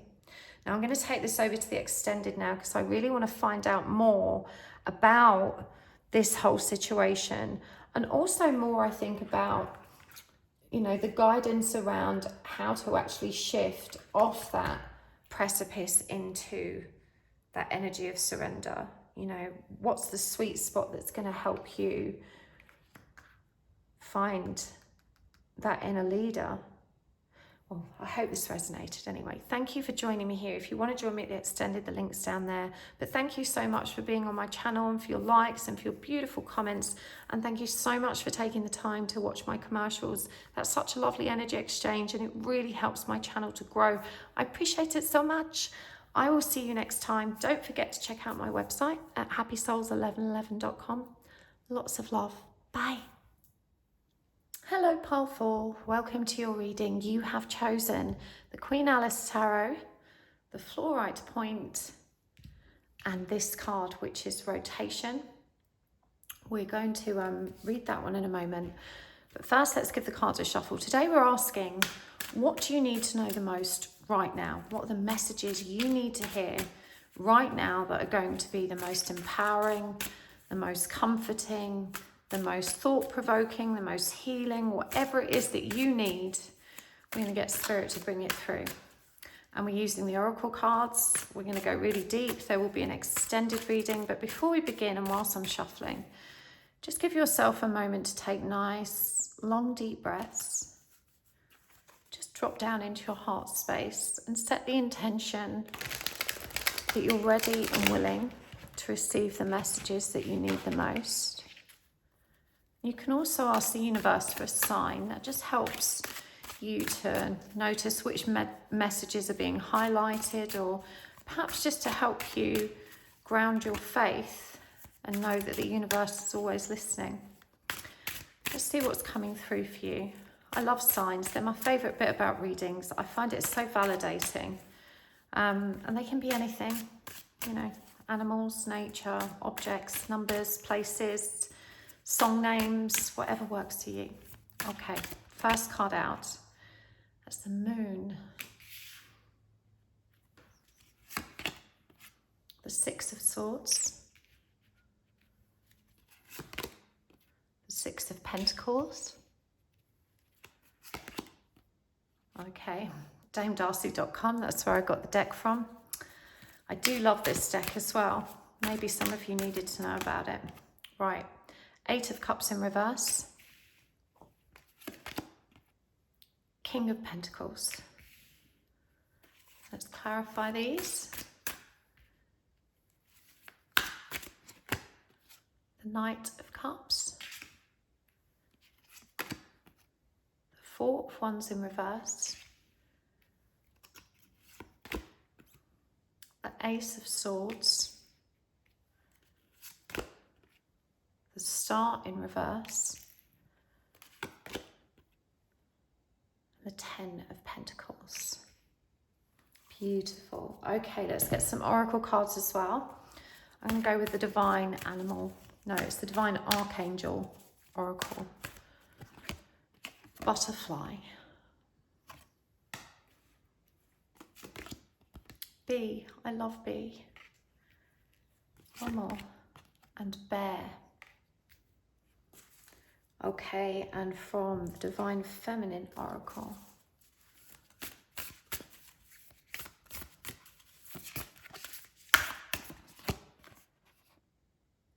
Enheduanna, the High Priestess. Love that. One more. Diana, Queen of the Wilderness. Beautiful. Okay, pile 4. Let's see what's going on here. We're going to start with rotation. Now, rotation, obviously, the cyclic nature of everything, or pretty much everything in life. What's linear is usually man-made, but everything else moves in cycles, and the cycle is an infinite thing. We go round and round and round again. We're learning each time. That practice of moving in a cyclic fashion is literally at the heart of our spiritual natures, and it's this kind of rotation that allows us to expand our conscious awareness each time. Now, the hexagon, it's got 6 sides, and B has come through for you. I encourage you to learn about this symbol and what it means and how it appears in nature. The hexagon is such a significant shape because it's the most stable. It's the most stable structure. This is why bees make their honeycomb that shape. And there are certain formations of rocks in Ireland. Actually, myself and our girl Madison at Aso Tahara went to see them in Northern Ireland last summer. But anyway, the hexagon is a significant symbol for you. The spider is about work. It's about industriousness. It's about getting things done. Remember, it works in a very solo fashion. The spider is self-sufficient. It takes care of its own stuff. And you can see here that it's contained within this circle, that through the practice of weaving its own web, it's weaving its own reality, but it's drawing on that cyclic spiritual wisdom, ever growing, ever evolving. You know, this is a beautiful energy. And I really encourage you to work with the energy of spider as well. If you have a spider phobia, even better. You know, there's clearly something about that creature that you need to make peace with. Doesn't mean you have to let them crawl on you or anything, but you know, I didn't like spiders, but working with them at a spiritual level in my journey work has been really enlightening. They are such smart and hardworking creatures to inspire. I digress. Coming back to the cyclic nature of what's going on here, this is about boundaries that are being confronted. And I feel like for you, especially starting out with the moon, you've grown so much, you've evolved so much, you're learning to trust your own heart again and to trust yourself in love. And when the moon shows up clarified by the Knight of Cups, that's that feeling of vulnerability, that wondering, you know, can I dip my toes in safely? Will it be okay? Can I trust myself to, you know, uphold my own boundaries this time? Can I trust myself to be strong enough to maintain my own well-being? And I do think that there's a suggestion here that maybe someone has returned from your past to make an offer of commitment, of romantic interest. There's definitely, I want to say, a coming together energy about this reading. We've got lots of 6s here in progression, and 6 is the number of love. We've got the 8 of Cups in reverse, which is that fear of not being able to honor self. And the King of Pentacles is about commitment. But coming back to the moon is about fear. It's about not trusting. It's about wondering if this is the right path. It's uncertainty.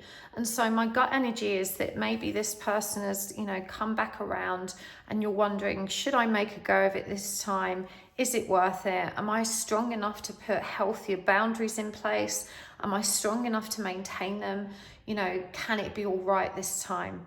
The Knight of Cups is quite an idealistic energy. And I think this is why you're getting worried, because you know that your heart can tend towards romanticism or over-optimism. And so there's this kind of intuitive state tugging at you, and you're not able to discern, is this fear or is this a feeling of resistance that I should pay attention to? I feel like with the 2 turtles, which bear in mind, turtles navigate water and land, you know, so they're connected, their emotions are grounded and regulated, should we say.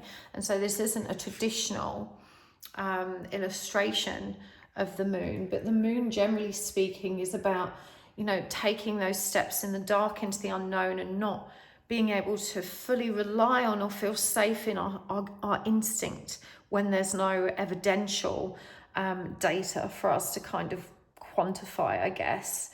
Definitely, I feel that you are predisposed to conflicting ways of operating anyway. Like, I feel like you can be a very deep thinker and very logical and practical at times, but you are also deeply emotional and aware that your own emotions sometimes defy your own logic. And it's not that you're ignoring your own logic, it's just that your emotions get in the way of you seeing the bigger picture. And so there's this real energy of fear. Now, when the Four of Wands is present, I know it's in reverse, but the Ten of Pentacles is upright and the Four of Wands is on the table. It's just an energy which is currently blocked or reversed. There's some kind of obstruction or challenge, or the energies aren't adding up to something that's conducive for this card to achieve its fullest potential. Now, you may or may not be aware, but Four of Wands is celebration, it's union. It's a really beautiful image here. I think that energy of celebration is so beautifully captured. Roses are symbolic of passion, of love. This is a really, I want to say, freedom inspiring energy. It almost looks like they're running off together, but it's also known as the union card in spiritual connections because of the 11-11 nature of those four wands. But as I said, this is present. It's the fear that this person's going to run again that keeps you so stuck. The Six of Swords is about moving away from something in quite dramatic fashion. Here it's illustrated as Alice and some old granny doing her knitting, but it's symbolizing nostalgia, familiarity, reconnection. But we can see that there's this dark woods in the background that almost beckons, you know, it inspires exploration. And so I do think that you're concerned that your person will not be able to actually stay committed, to stay rooted, to be able to maintain something that is stable and consistent. This person's definitely messed you around a lot in the past, and I feel like there's a lot of water under the bridge with you two, which also adds fuel to the fear fire. And when the Six of Pentacles comes up, there's always a challenge in terms of material give and take. So it may be that the imbalance between you two is quite significant when it comes to how you each exist in your material worlds. This could be anything from a dramatic difference in your financial lifestyles and assets, or even geographic. It's something to do with the material, a conflict of interest in your work, or, you know, but it's certainly a barrier or an imbalance between you. The Six of Pentacles can also refer literally to boundaries. So where one person gives way much more than the other, despite constantly trying to readdress the balance. And this card is clarified by Ace of Swords. Now, Ace of Swords is about truth. It's about celebrating truth. I love that fire is included in this particular deck because fire is symbolic of spiritual wisdom. And I think this is meant to be a mountain range. I believe it is, yes. So mountains are about ascension, they're about evolution, they're about broader perspective. And remember, the Ace of Swords represents the mental body. So this is about clarity, seeing clearly, you know, in the glow of that spiritual wisdom. I do think these are very reassuring energies. The universe is reminding you that you don't have to worry whether or not this person, you know, respects your boundaries. You just have to make sure that you do. I really feel like, again, when we turn these cards into the upright position, when we unblock the energies that are creating that stagnation, we have someone who is taking care of themselves and optimistically looking towards the future. Whichever way you look at it here, the King of Pentacles and the Ten of Pentacles, there's really good vibes. You know, this is commitment, stability, union, and possibly even marriage that you're looking at here. And so I think you're really being asked to make a decision about how you feel right now and what is happening right now and the evidence you have right now. It's not that you should discount the past, because obviously you have to move forward using the past as a guideline to help you understand where boundaries need to be set, what red flags you need to pay attention to, and so on and so on and so on. But you don't have to dwell there. You don't have to make all of your decisions from there. Think of it as useful information rather than a defining factor. The future hasn't been created yet, so you can't be tormenting yourself with all of these what ifs. Right now, regardless of what your head is telling you, your heart is feeling very strongly magnetized to this. And this Eight of Cups, I think, reveals a lot as well about being in reverse, because this is a different illustration to the normal tarot again. And here we see her leaning into her own shadow, and as she does so, she's illuminating the space around herself. Now, the Eight of Cups is about running to yourself. This is about someone seeing themselves, being accountable to themselves, being responsible for themselves. There's none of this, oh, but you made me feel this way and now I did this. Or I wouldn't have done this if you hadn't have done that. And I wouldn't have said that unless you hadn't have said this. You know, those kind of conversations are born of people who get stuck in toxic cycles of blame. You poked me, so I'll poke you, and so it goes. This is not the circle you want to be going round and round. You're being reminded that you're coming into this relationship this time with a lot more self-awareness, and hopefully your person is too. And healthy relationships require us to be able to take care of ourselves, not because it doesn't give us pleasure to take care of one another, but because we recognize with the greatest will in the world, no other human being can anticipate all of our needs and be responsible for all of our needs and feelings, no matter how much they love us. That's an inside job. When we give that to ourselves, we have so much more to share, and we can more lovingly support and honor one another because we've got our own backs. This is the energy that you are bringing to the connection, but you're not trusting that you've developed. And I guess that's understandable, because this might be the first time you've actually put it to practice in a relationship for some time. And again, there's this fear of, I want to rebuild, I want to lead forward with this, but what if, what if, what if? What if isn't true. It's toxic, invasive, negative ruminating about a future that hasn't happened yet. And if it has a negative undercurrent or is based in fear, you need to learn to recognize that there is no value focusing on it. Of course, we have to be balanced and we have to look at possible risks and consequences.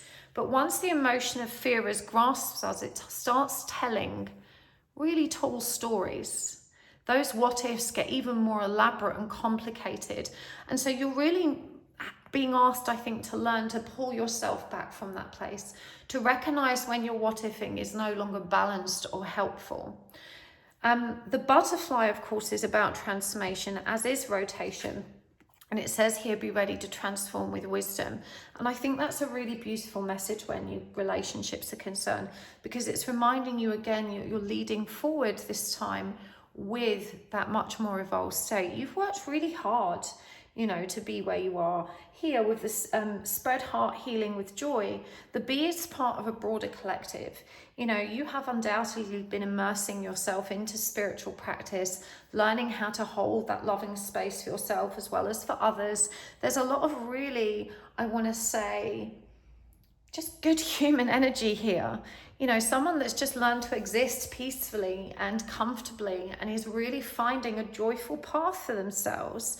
The bear reminds you that you have a lot more power in this situation than you recognize. And again, this one says, be ready to transform with wisdom. Bear asks you to use your power with wisdom.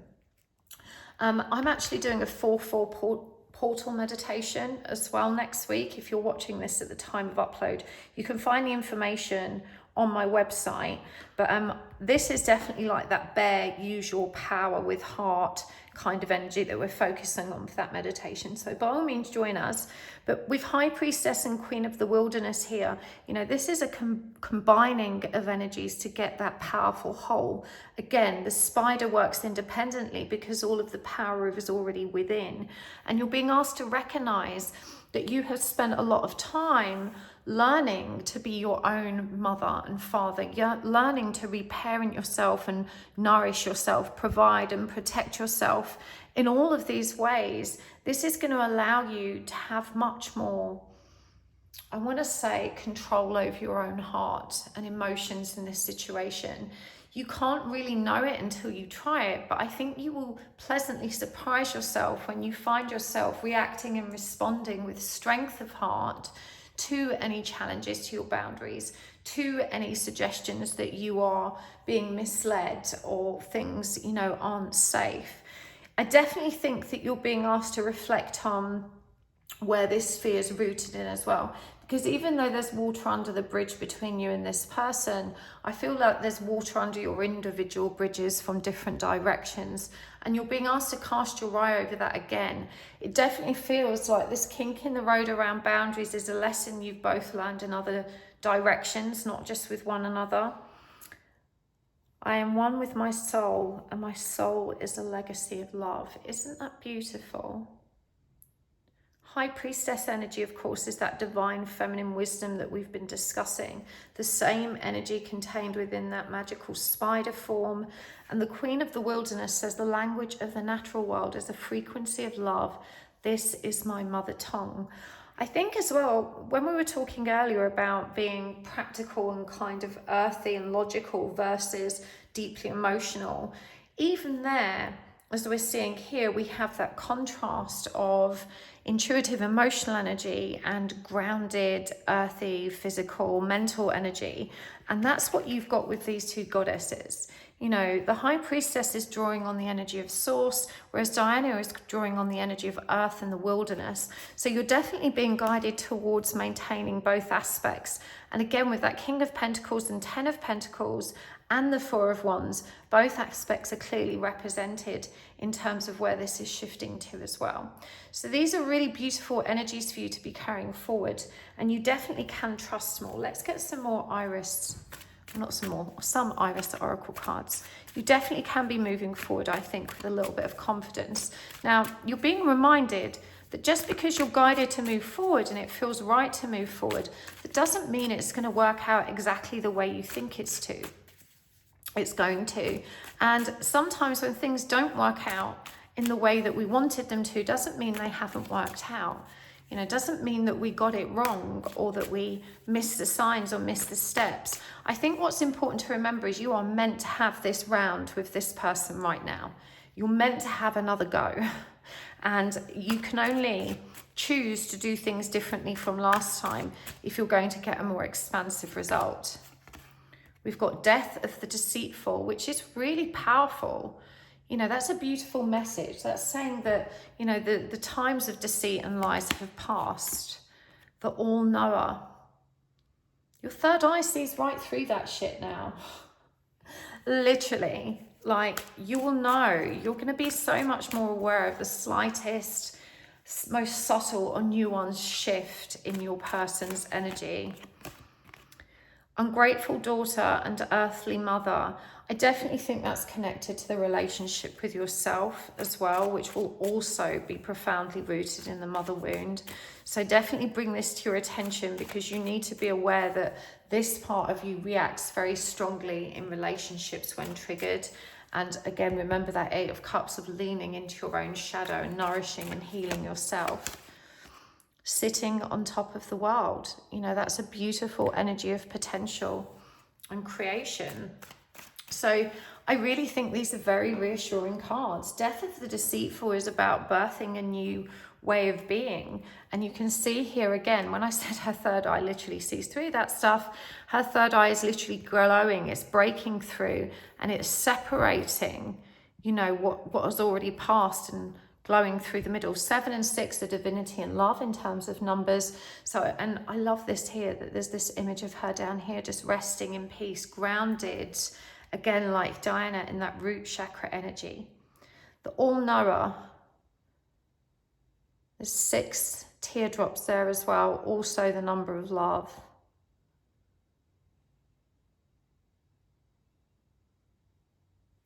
I want to look more closely at this one.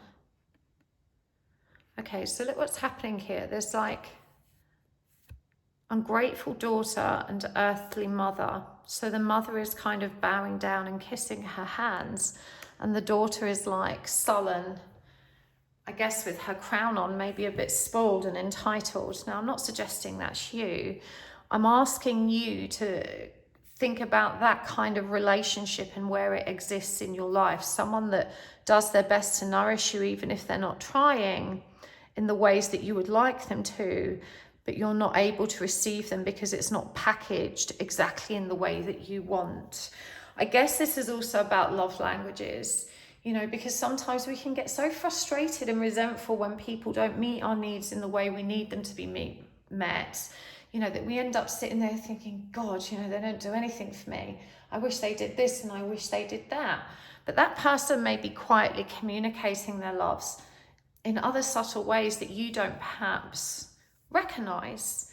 And if it's not what you need, then maybe there's just a basic incompatibility in the way you love.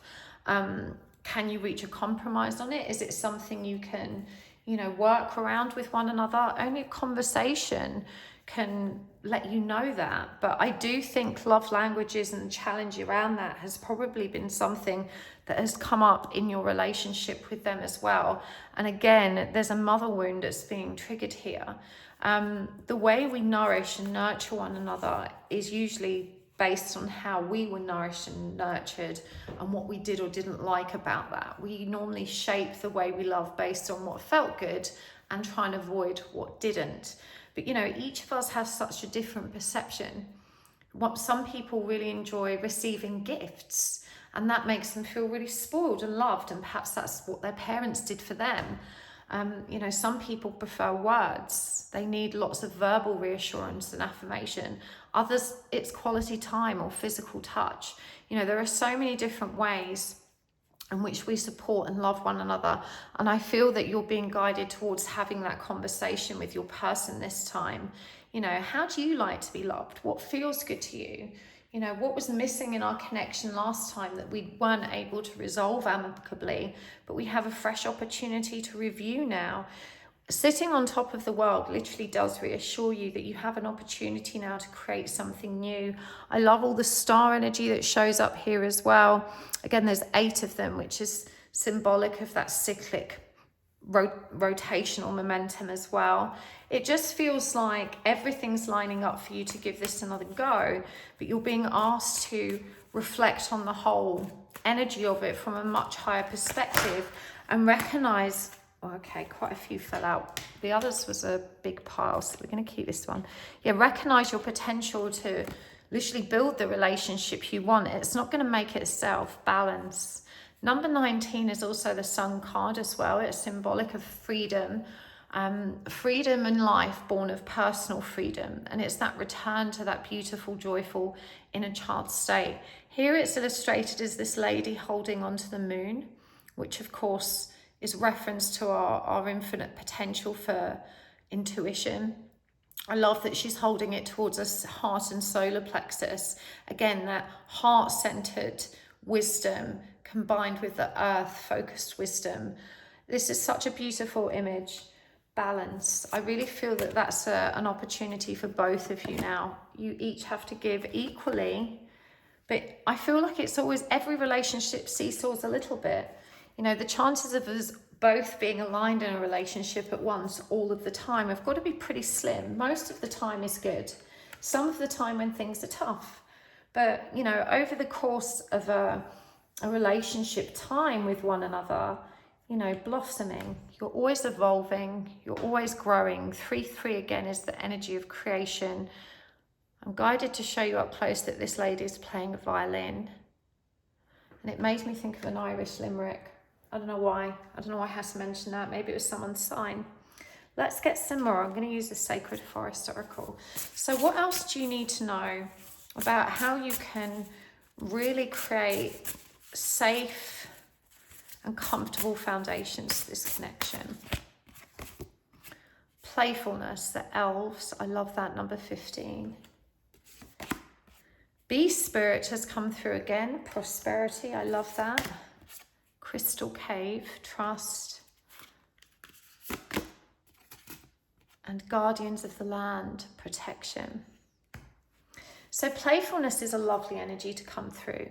It reminds you that having fun is important, and we pulled that out with that inner child energy of the sun, you know, that inner world of joy that translates into our outer world. The butterfly is indicated again here for you, and I love that. I feel like travel is indicated for you. I was going to say this looks like some kind of resort that's been visited, even though it's a bit magical and fairy like. I would love to visit that kind of resort. But you can visit these places in your journeys, in your meditations. And I really feel that that would be a good place to go to actually draw forward all of the ideas, all of the suggestions that your own inner intuition can guide you towards. Keeping the playfulness alive between you is essential. I feel like previously you may have got locked into patterns of, you know, not really honoring the time that you had together and finding yourselves busy and doing stuff and maybe doing more and more apart. You know, making time just for play, just for having fun, letting your hair down with no, you know, mundane responsibility is so vital for a healthy relationship. It gives you opportunities to laugh and to just, you know, be. And I think this was lacking last time, and possibly because you both have different interests. But, you know, find a common interest. There'll be something new that you could start together. I know a couple who just started going on mystery ghost hunting weekends together. And, you know, they get to stay in a different hotel. They hang around with this little ghost hunting team. And it's not only really interesting and fascinating, but it's, to them, it's funny. They get to be away and they both enjoy doing that together. Random, but, you know, you can find common ground again. Definitely, I think there's a major asset at material level to you two being connected. The King of Pentacles and the Ten of Pentacles did remind us that this is stability of a material kind as well. And even though there may be an imbalance here, you're being asked to trust it. You know, the crystal cave and trusting, bearing in mind we started with that lack of trust, is a significant lesson on this wheel that's going round for you. You only need to learn to trust yourself. If you can trust yourself, you will know the right next steps and what to acknowledge or reject in your outer world, whether that's what someone's saying, what someone's telling you, what someone's doing. It doesn't matter. You will know always in your heart what is right. You don't have to rely on other people to tell you the truth when your own inner truth compass is alive and kicking. Guardians of the land is again drawing on that elemental energy. I'm just drawn here to the malachite that's in this crystal grid. If you've never seen this one before, it's banded when it's polished. They're really pretty stones. This is heart chakra healing stone. You obviously need some of that in your life, and it will have a protective effect for your emotional body, is what I'm hearing, to help you maintain balance and stability there, because that's the part of you that is the most likely to be triggered, probably because you've spent a long time needing mum to love you in a certain way, and you probably didn't get that. And so you're still, when you're in that mode, your relationship becomes something that you're trying to get something out of. You know, it's no longer, you know, its own sacred, spiritual, loving self. It's a source of sustenance for you when you are in that emotionally triggered state. You really must start recognizing that relationships are not something that we drain for our personal needs. We're supposed to meet our personal needs and then, you know, share what we have within that connection. It doesn't make us entitled to receive, you know, something from it at all times. Obviously, there are basic standards of, you know, what relationships should look like, and they will vary according to your individual personal values. But we're not talking about those. We're talking about your expectations in terms of what a relationship offers.